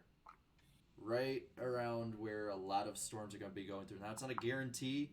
I know some people on Twitter were pretty mad at me about that one, but that's my biggest thing is if there's like a hurricane going through or a tropical storm, like, are we going to get a race on Wednesday night? Like, are we going to have to do a podcast, live stream watching it? Because That'd be fun. It'd be fun, but at the same time, when you're looking at, you want to have this big ratings event. You want to set the field for the playoffs and all this stuff. And in theory, when it comes to entertainment value, I understand. Like, I might not agree, but I understand. But at the same time, when you're looking at all through the race weekend, you're just more and more chance of getting rained out. And really, when it comes to the way this is looking, it doesn't really go back down to being really in your favor until the end of October, middle of October. That's my biggest problem with this. And I was just gonna say, I think you're right. That's a problem with it, I would say. But if you look at that chart, though, even in that peak time of September or mid-September, whatever it said it was, it still looks like it averages one hurricane a year, which one hurricane a year is significant, especially if it's hitting one hurricane forming in September. But the amount of hurricanes that do hit that area of Florida, or hit Florida quite frequently. There's probably one a year that hits some part of Florida, but that area specifically, it's still slim. I wouldn't say that's wouldn't be my number one reason for not liking putting a Florida race in September, but it's a concern. That being said, I think if we say keep Daytona in this spot for 10 years, a hurricane will probably be an issue once, maybe twice. You'll have a little bit of rain catches on from a hurricane that hits maybe down in Miami or something. You might get a little bit of rain, but yeah, I don't know. I wouldn't call that and I guess NASCAR also didn't make that a damning issue or a whatever. What's the word? Just a big enough issue to throw the whole thing out. I'm blanking on the word, but anyway, I don't know. It long term, which I don't think they're going to do it long term. I don't even think they might do it after this year. But if they have it long term, how much of a risk do you want to take of putting possibly 70,000 fans, stuck at the track, and a hurricane rolls through, or 70,000 people pay and don't get to see a race after they paid for that? Like that, I just think the risk here of something happening, or of having, do you have to give a bunch of refunds, or what's the deal with all that, or do you make the race up on a later date?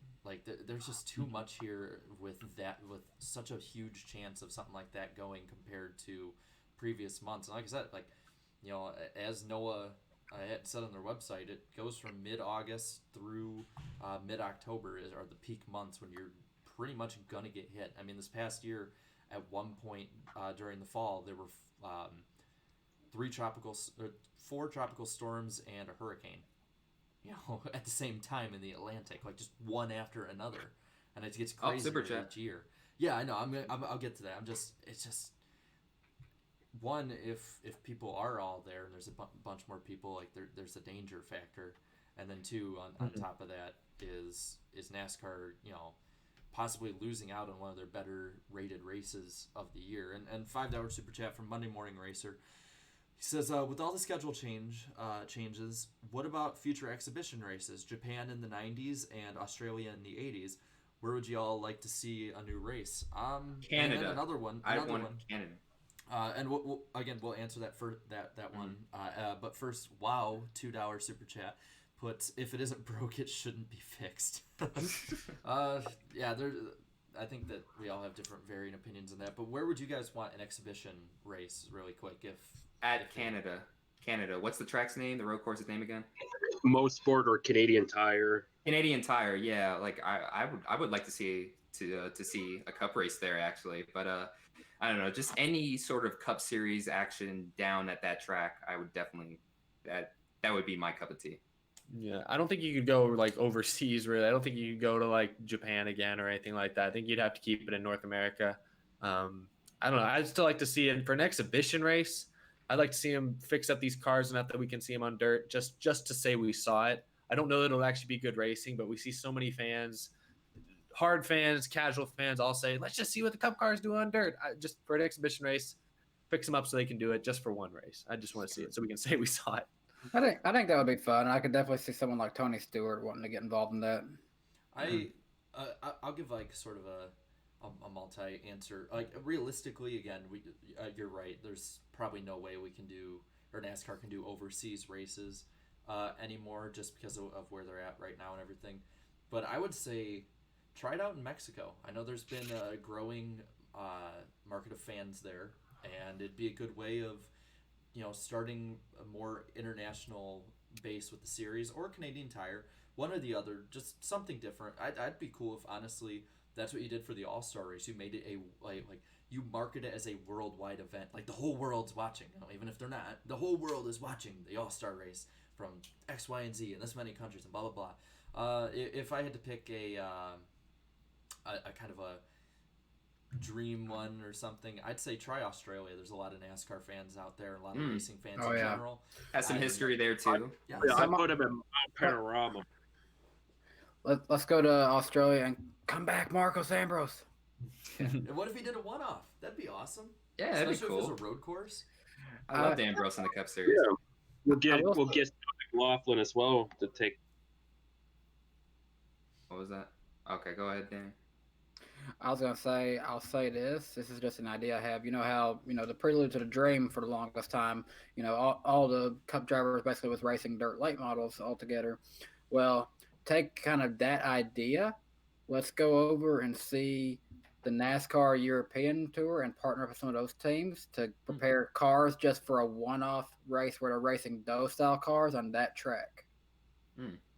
Oh yeah, Bobby Labonte's racing. He's raced over there before too, so got some former champions going over there to race. But yeah, I think that'd be fun. Like do a whole weekend where the regular guys are doing a race, but they can get a lot more star power by having a second race that's just an exhibition with other prepared cars, and probably their Cup sponsors can come along with them and partner up with those teams over there and see how they do in those cars. Yeah. So probably get back really quick, Darren. Can you pull that back up, the schedule? Yeah, let me pull it back up. So we're on September now, correct? Wake me up when September ends. or maybe not, because the racing's actually pretty good that month. Are we into the playoffs now? Yeah, let's just do round by round with the playoffs, honestly. Yeah, we're in the playoffs now, actually. Yeah, let's just do round by round with that. Yeah. This is a pretty epic first round. We have Darlington, Richmond, and Bristol now. The newly the brand new playoff race is now Bristol, so that'll be pretty epic. I want to go ahead and address Bristol. I am excited as a NASCAR and Bristol fan for them being in the playoffs, but I'm also worried about attendance because, Jared, I'm going to screen share with you you Aren't the don't care. Vols' first game at home that weekend and that day? Hold on, I'm trying to get the 'Cause screen. I know they have a home game that day, but if it's our home opener, Oh ooh, yeah. boy. It's not the home opener. Okay, It's here, their I'm gonna second. present you. What is that I'm hearing? Looks like a jobber squad. Furman. Oh yeah. I mean, still, this is their second home game of the year, and we don't even know what time this game's going to be. If this is a night game, regardless, it's Tennessee football, and people are going to want to go to Knoxville. And if they do this right and it's a noon game, I think we may still be okay. People could even go watch the Vols and then drive shortly up to Bristol and see the race. It could still make this work out. But I do think that's going to be a big obstacle in mostly a lot of people in Tennessee, in Eastern Tennessee, coming to the race. But if this is a night game, for any weird reason, then yeah, it's going to be hard for people to justify Even if it's watching late the afternoon. race. Even Yeah, if it's late Tennessee is afternoon. football country. That's football country right there. Yeah, no matter how bad we are, people love the Tennessee Volunteers, and yet we're playing Saturday, September 19th. Oof. Damn. See, I think I there's don't know. Oh, go ahead. Well, I think there's going to come a point in NASCAR where I think planning your scheduling, I think specifically planning, like when we talked earlier about the Homestead being the same weekend as Sebring and NHRA stuff all happening in Florida, like that's something that NASCAR should be more aware of. And maybe they are, and they just think it won't be that big of an issue, and maybe it won't be. But I think there's going to come a point where like NASCAR can't worry about every other major sporting event in the state of their races. If it gets to the point where it's like, oh, we can't run Texas because the Cowboys play today, like we can't, like, it's just at some point that when is NASCAR going to run their races? I agree. Putting the Bristol race the same day as a Tennessee home game, yeah, probably will hurt attendance a little bit, but I don't know. At some point, NASCAR's got to be confident enough in their product that they'll pry some of those hardcore race fans away from football, especially if it's against a small team like that, where it's not exactly like a huge game that people are hyping up all over the world. I do like, however, that Bristol is the final race of the first round. I do like that. From a NASCAR perspective, I love this first round. Absolutely. I love it as a NASCAR fan. But, you mentioned, people, the thing is that kind of game, that's one that I think a lot of families will try to go to because that's when, tickets will be the cheapest and they can, take their family out to see a football game. Yeah. That's going to be a big thing because, NASCAR is a very family sport too. They got to make a decision. Hey, do we go watch the Vols or do we go watch the race? We got to pick one. Danny, I have a question for you since you live in Tennessee. What's the weather like mid-September down here? Mid-September, it's about the same as August, to be honest with you. It's still warm?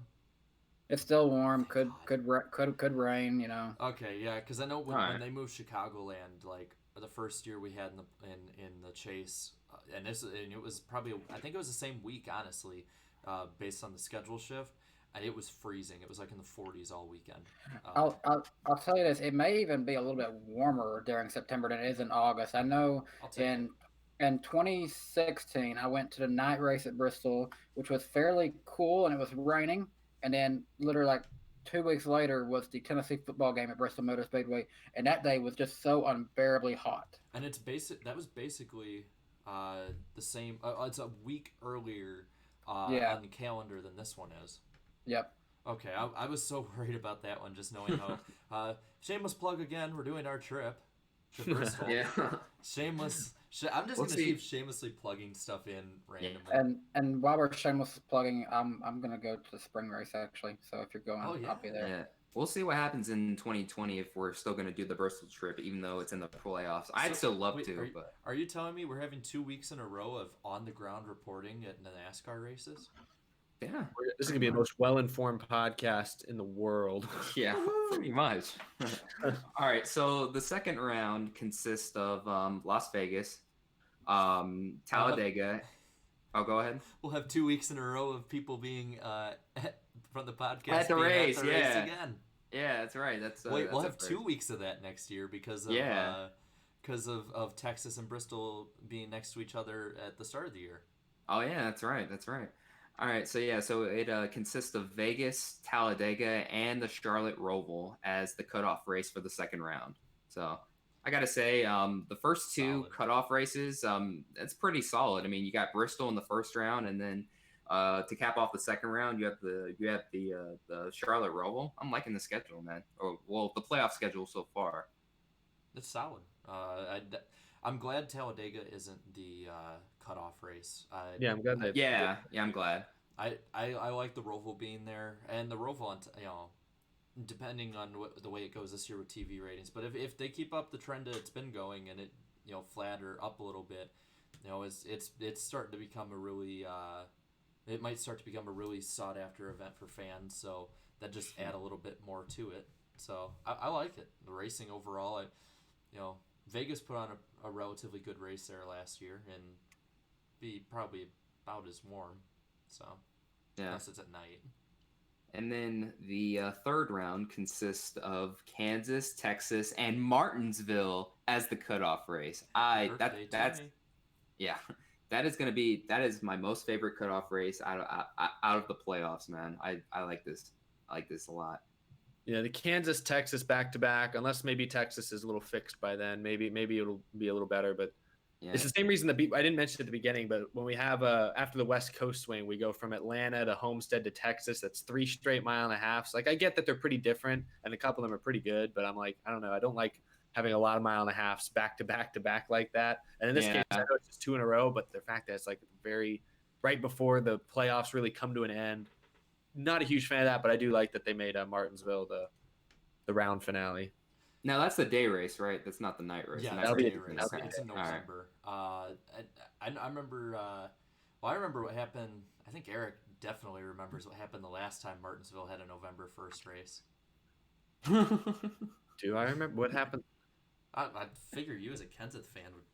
Yeah. Last time it was in The last time it was in November? The last time it was a November 1st race was that 2015. That was running November? See, that's what I was thinking, but I don't remember that race. That was my 18th birthday, and that was my present. And I remember that. That was my all-time favorite win, Gordon's night during final.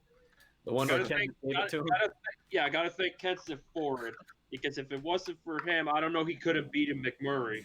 Imagine a Gordon fan saying that back in 2006, thanking Matt Kenseth for something. I do not want to talk about 06. Oh, man. But I like it. And then lastly, the season finale is at ISM Raceway in Phoenix. I get to go to that too. I've already talked with my mom about it, and we are for sure going to be at the season finale in 2020. Planners, dang.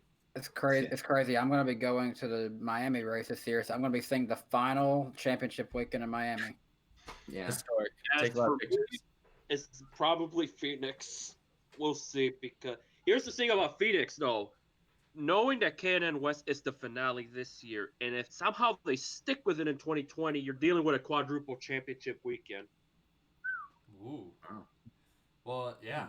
Jeez, I didn't even think. And well, I gotta think of if they have ARCA, having that been drawn into the NASCAR conglomerate, could you have like possibly five championship races in one weekend? I think the ARCA schedule doesn't have Phoenix or with their little stock car invitational and all that racing. Have they done the 2020 schedule yet? For ARCA? No, I don't think so. They even have their schedule. Let me pull off a tweet from Matt Weaver from months ago that I saw yesterday when I was putting a piece together. All right, because I was just thinking like if NASCAR, NASCAR seems to in a way be rewarding, like having this track be, it's kind of like what a lot of other sports do, where they award these places that do the big renovations and have the big sponsorship, and with Phoenix having ISM and stuff, they're probably wanting to keep that going because there's probably a good revenue flow with that and get the biggest bang for their buck. And I'm guaranteeing with this one, seeing how Phoenix has only moved a week back, I don't think that's too big of a move for them. I could totally see Phoenix selling out this coming year. Oh yeah, for sure. There's only 50,000 seats? Are there even 50,000? I think so. I think there is 50,000 seats. I mean, they could definitely sell out for the championship race. I know it's pretty close to Sonoma, or it's not Sonoma, Miami. But I do want to, two things that I really like, and I want to say attaboy to NASCAR for. One, getting the schedule out early. Like, having a lot of these races, having over a year in advance to plan them out and save up for them, I think will help. If they continue to announce it early in the season, will help in the long run a ton. And also condensing the schedule. I know it's only 2 weeks early. That's 2 less weeks you have to deal with the NFL, and that's also with the playoffs. There's usually a dip in the middle of the playoffs of TV ratings, and especially at the start. But now that it starts before the NFL starts, you have your big races like Talladega and the Roval race. The NFL is heating up, and NASCAR usually comes back up the last 3 races of the year TV rating wise. TV ratings could possibly go up for the playoffs in 2020. Like, what do you guys think? I'd agree with that. I mean, all the cutoff races are spectacular, and then you have a brand new season finale. Yeah, I could see them going up. I do want to say this for the idea, just putting the idea out there for 2021, since they pushed Martinsville so far back. What if in 2021 that was your championship weekend at Martinsville? Oh, I don't know if I'd love that.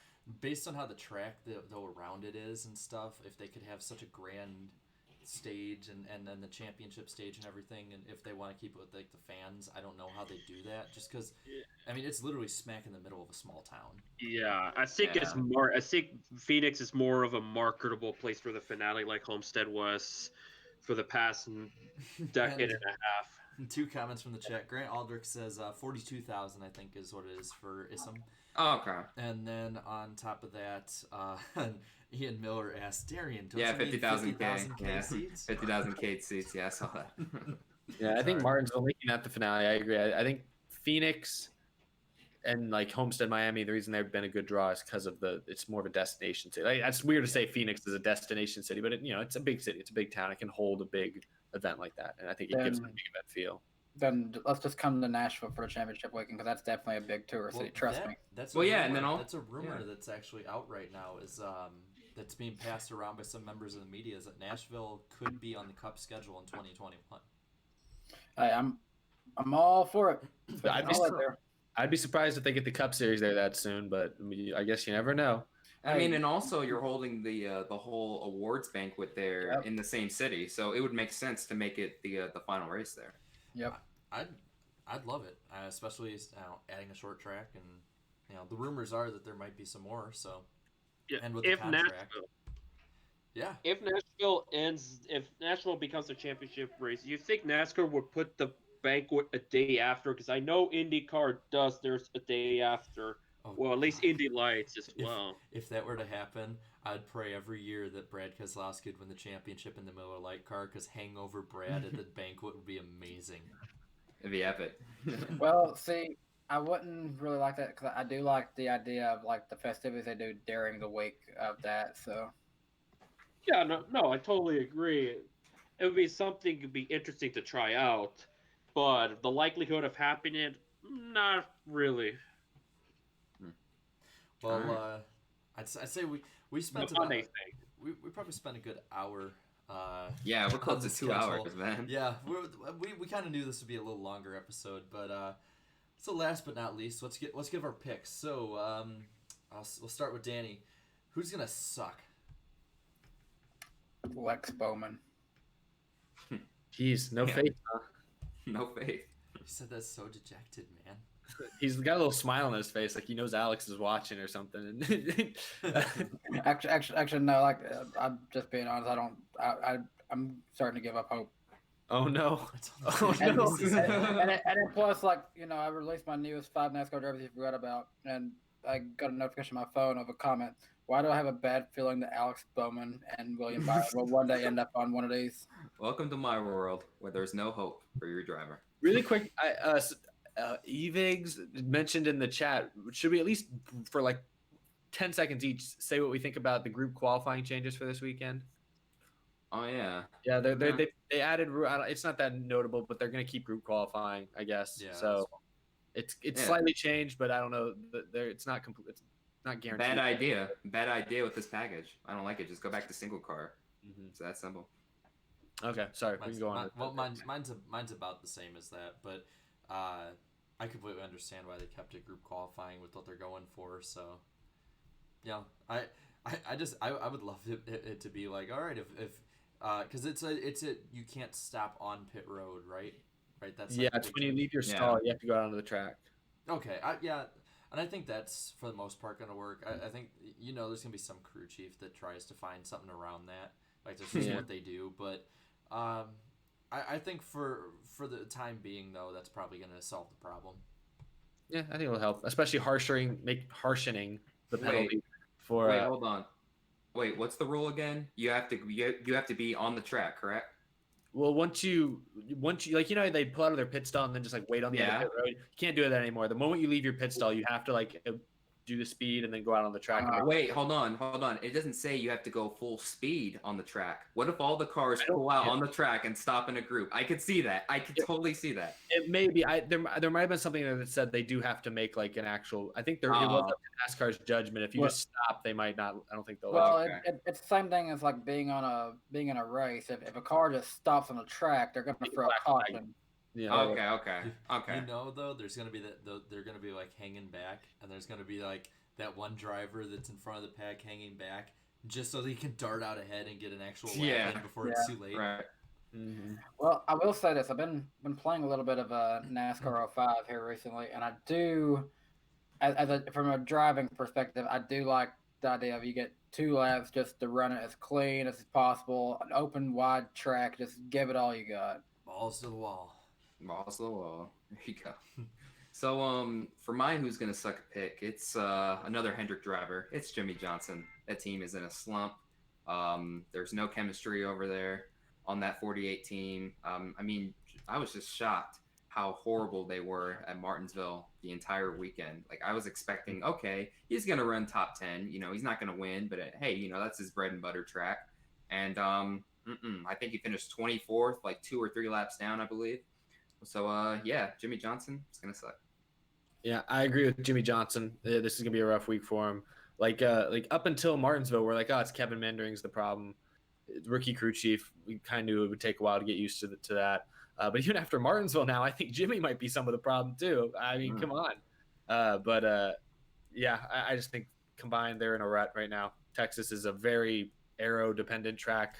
The setup's going to matter, and I just don't think they got it right now. What do you think, man? Who do you think's gonna suck? I'm gonna go with Eric Jones. It pains me to say it because Eric is one of my better favorite drivers out there, but I just don't see Jones being that well compared to Kyle Busch and Denny Hamlin and Truex, who I might add, Truex has been pretty much really doing pretty good at JGR, but super quiet, like out of the microscope type of guy he's right now. But Jones, I think Jones is facing the pressure of that 20 car possibly being open sooner than later.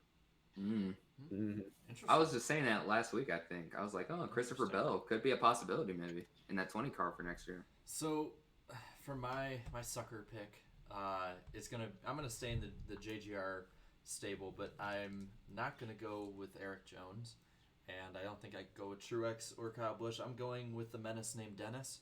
I think Denny Hamlin is going to suck for the reason that he's not terrible at Texas by any means. I think his average finish is around 13th or 14th. But since his wins at Texas in 2010, in this decade, he has only had 1 top 5 at Texas. And I think with him being a little off in the previous years and really not the driver he was in 2010 by any means, or even 2012, I think Hamlin runs pretty mediocre this week. All right, dark horse. All right. Start off with you again, Danny. I guess my dark horse for this week is going to be Eric Almirola. Stewart Haas Racing tends to always have pretty good runs here at D-style tracks, and he had good runs at similar tracks a year ago. I can't remember exactly how he did at Texas a year ago. I mean, he's fared pretty well so far this season. I'll say him having a good run. I'm gonna say Bubba Wallace because in the last spring race he finished 8th. He did finish 8th. He did have a top 10. Yeah, and he was running inside the top 20 mainly for most of the second race at Texas. But I think he sped on pit road and was relegated to a 25th place finish. And now he's coming off his first top 20 of the season. Let's go, Bubba Wallace. It might as well be like a win streak for him. Yeah, there you go. My underdog, I'm actually going to go with Eric Jones as my underdog. I don't. He's last couple weeks he's let me down a little bit. Phoenix with the tire issue, bad finish. Last week at Martinsville, kind of irrelevant for most of the race. So he's not riding a hot streak. But last year he finished fourth in both Texas races. I would argue those were maybe his two best just overall races that he put together. I know he won at Daytona, but I'll give the Texas races a little more weight there. This is also where he got his first Xfinity win. So I think Eric Jones and Texas have a pretty good relationship. I think he's a top 5 again this week. He also blew a tire last week at Martinsville as well. Yeah. Oh yeah. They didn't bring caution out for it. He was just limping. Yeah, I did not understand that at all. Yeah, I don't yeah, me either. My dark horse pick is going to be, bear with me for a moment, it's going to be none other than the 3-car of Austin Dillon. I'm saying this because he's been doing a little bit better. This package has been very feasible so far for him. And albeit he only has one, he has pretty decent runs in the fall. And of course, when you look at the spring numbers, they're not all that well. But who's to say that he'll continue his little momentum that he's been building with top 10s, well, one top 10 so far, and that top 15. So I say Austin may not be a bad competitor to this time around. Texas, he'll turn that spring slump around. That's fair. CH14 says it's Sloppy Joe in disguise. So my dark horse pick, I'm actually agreeing with Eric here. Eric Jones, he swept 4th last year, and I completely forgot his first win in Xfinity was at Texas. So yeah, I totally see him. Old Texas, yeah. So, he beat Dale Jr. too. He ended up being Dale Jr. that race for the win. I remember that because he just flat out outdrove Junior in that race. So I got faith in him. I think he'll do pretty good this weekend, and he could possibly win it. And speaking of winning, Danny, who's your pick to win it?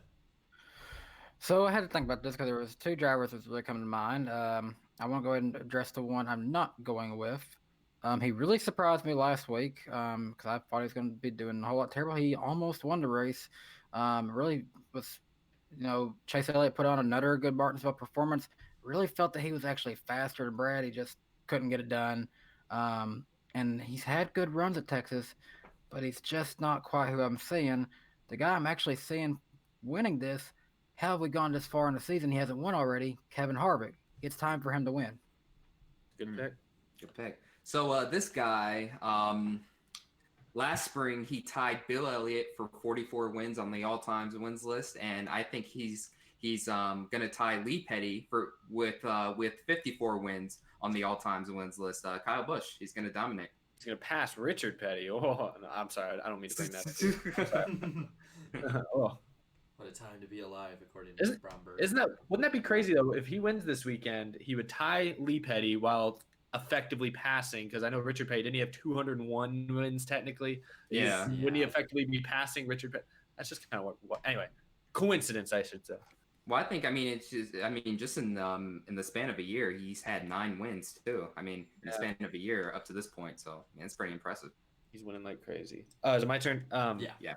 I'm gonna pick again. I just pulled up the stats to remind myself because I knew he finished top 5 last fall here, but I didn't know if he finished second place last fall. He was 5th in the spring. Remember last fall, Kevin Harvick won this race with a super illegal race car. Actually, I think was Ryan Blaney illegal in that race too? I think Logano was. I don't think Blaney was illegal. So technically, Ryan Blaney was the highest finishing legal car at Texas last fall. I think Ryan Blaney, he's run really well the last couple weeks. Penske's showing power. I'm going to go with Ryan Blaney to get the win this weekend. I'm going with the beast incarnate, Kevin Harvick. I think this is finally going to be the one that he has a good race. And it's going to be legal. Fingers crossed on that, because I did say that BK was probably going to get disqualified, but no, didn't happen. And okay, in the chat they're saying Blaney was illegal, Logano was legal, so I might have gotten that backwards. Either way, Blaney was the pole sitter, and that was legal. Yeah, I still will. Yeah. I got Blaney as my pole sitter for that one. Okay. Yeah, we should pick. Why don't we ever pick polls on this? I guess it's just too long.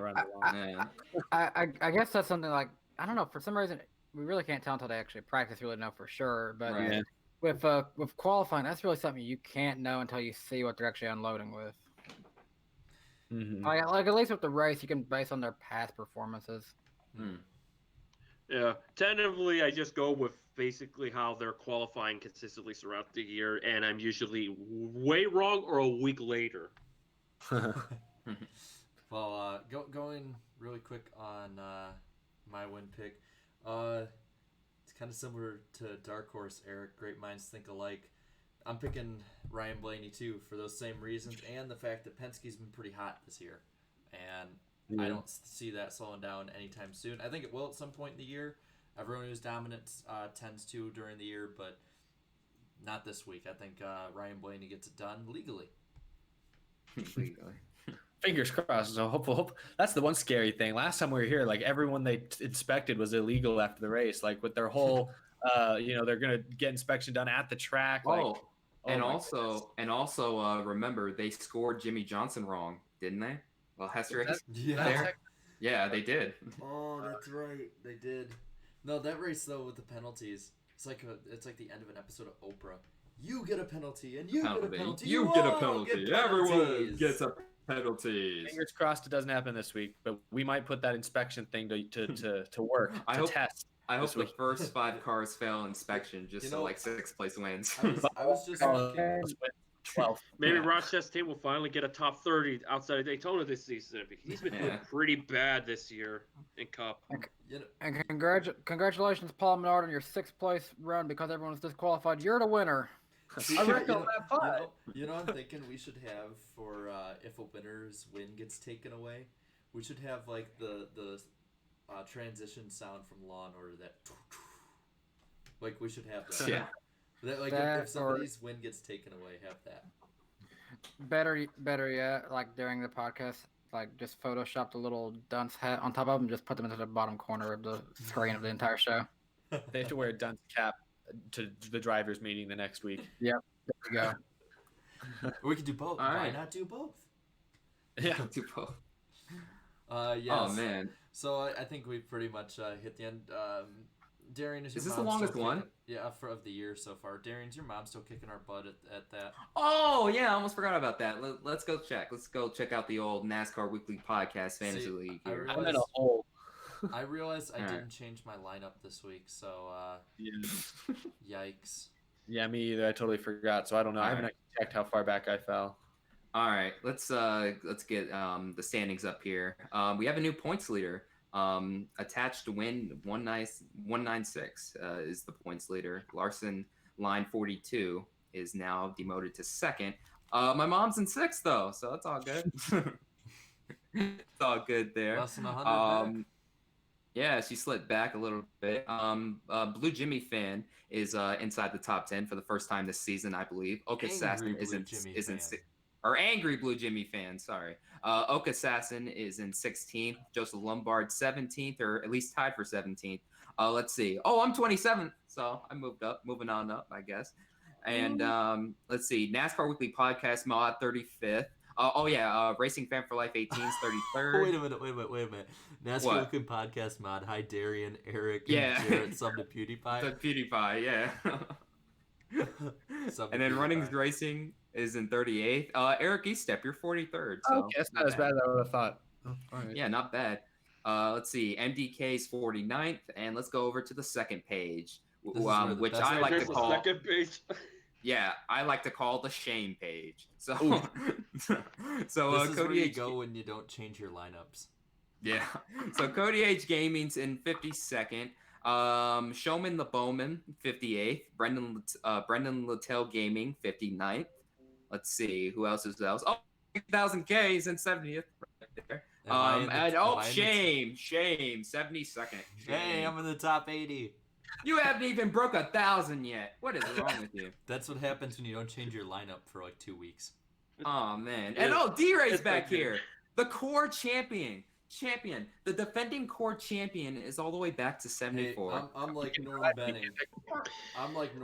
I got them all right where I want them. Come on, Dale. Maybe if you switch this Chevy into a Ford, it'll be better. Nah, all good. And then I think this is Kamikaze Games, isn't it? I think that is, isn't it? I think it is. Okay. He's 83rd. Michael Waltrip Racing's 85th. Kyle Busch's babysitter. Throwing back to 2007 there at MWR. Yeah. And it looks like there's still Carnation hasn't even played yet. Carnation gave up before even starting. He's like Obika. Yeah, he's No, like, oh my God. no, he'd be like, I won the Daytona 500 in core. I don't need it. All Yeah. I need is to show up and not do anything. Oh, and also the chat's pretty interesting. I don't know what we got going on here, but yeah. Yeah, let's get away from that. Yeah, let's get away from that. But let's get an outro going. yeah, let's go. I was gonna say while we was on the subject of that, since I didn't get a chance to get into that one, I've still got another league going. If I can, mention how that's looking, if that's okay. Yeah, go for it. Yeah, sure. Where you Go. I'm not gonna go into as much detail as you all did, but I'm just gonna go over like the top 20, I guess. Yeah, my mom was in there, but then she was like, "Can I still join your league, Darian?" I'm like, "Yeah." I'm like, She hated mine, so I get it. No, I think she won the first race though. She won Daytona. I think she won the first race. She did really good. Larson fan, he's doing really good in my league currently, and then we have Stein. Goat Stats is in third. Goat Stats. T Shields, I've heard that name before. I think I've seen it in the chat some before. Red Gray, 99 Racer, and then my fiance doing pretty good. She's sitting in 7th place right now. Is she, so when y'all get married, or is she gonna start a channel, Danny B Wife? Yeah. I don't know. That's a good question for her. Racing number 53. Devin, Devin. a podcast. That's a good question. Come on to podcast. Yeah. Devin Fountain, largemouth bass. We have a fish is playing this right now, guys. I'm worse than. That's up your alley. Yeah, one that I have caught. Ricky Spinhouse, Flying Gator, Louis Usher, Chase Elliott fan, Morgan, Sharman, Checker Chat, and here's Danny B sitting at 18th. I was like more like 5th at one point, so I've really fell back a lot in this league. I've just been doing terrible. Shame. You ain't winning your league. I know. But where are you at again? I'm 27th. I'm close. I'm better than you, so. But you got more. Oh, okay, whatever. We got like 60 or 70 people in here. Okay.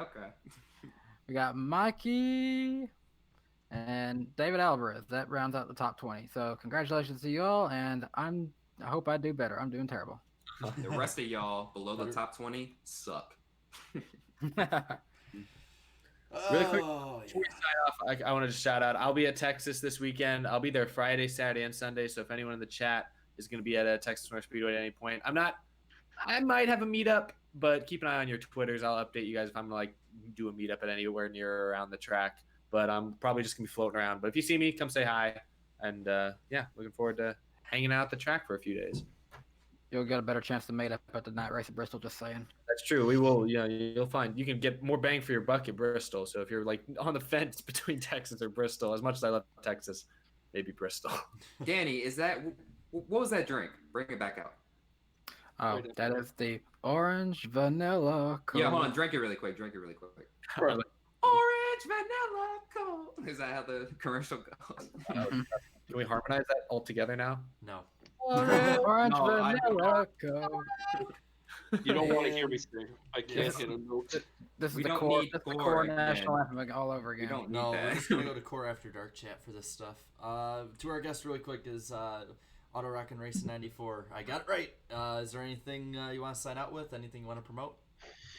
So yeah, I would say first and foremost on Twitter at DLT Files. That's first and foremost. The best way to follow my racing journey throughout, because the next race that I'll be covering as an on assignment will be Long Beach. For NASCAR, it probably won't be till Sonoma. So it's at DLT Files on Twitter, Instagram Luis D Torres 94 LUIS DTORRES 94, and most importantly Motorsports Trib at Motorsports Trib Twitter, Motorsports Tribune on Facebook. That's for the site that I write for, and you guys get to see the articles and all that stuff that I do. But those are my plugins. And as far as my next red flag video, I'm gonna say it's probably gonna be involving the old man in the number 15 Napa Chevrolet on April 30th. Oh God.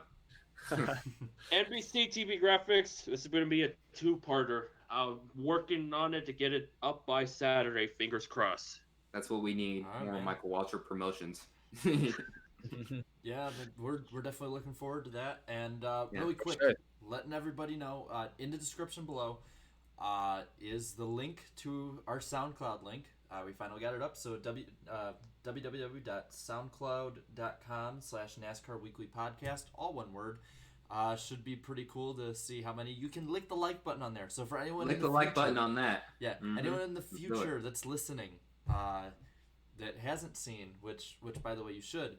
The only way you can catch it live is to watch it live. But we'll be putting it up a day later, more than likely. Probably be up tomorrow afternoon. And then we have the playlist too, if you want to watch it or any of our other ones for this season. We have the NASCAR Weekly Podcast Season 2 playlist. Just you can look it up, or you can go on my channel. It'll be right there. But I don't know. I'd say that wraps up. We got a lot of stuff. Went a little late, but it's been fun either way. So until next time. Next week, are we on Eric's channel? Are we or on Darian? my channel or Eric's channel? I know it was scheduled on yours, Eric, but I don't know if you just want to switch Darian since.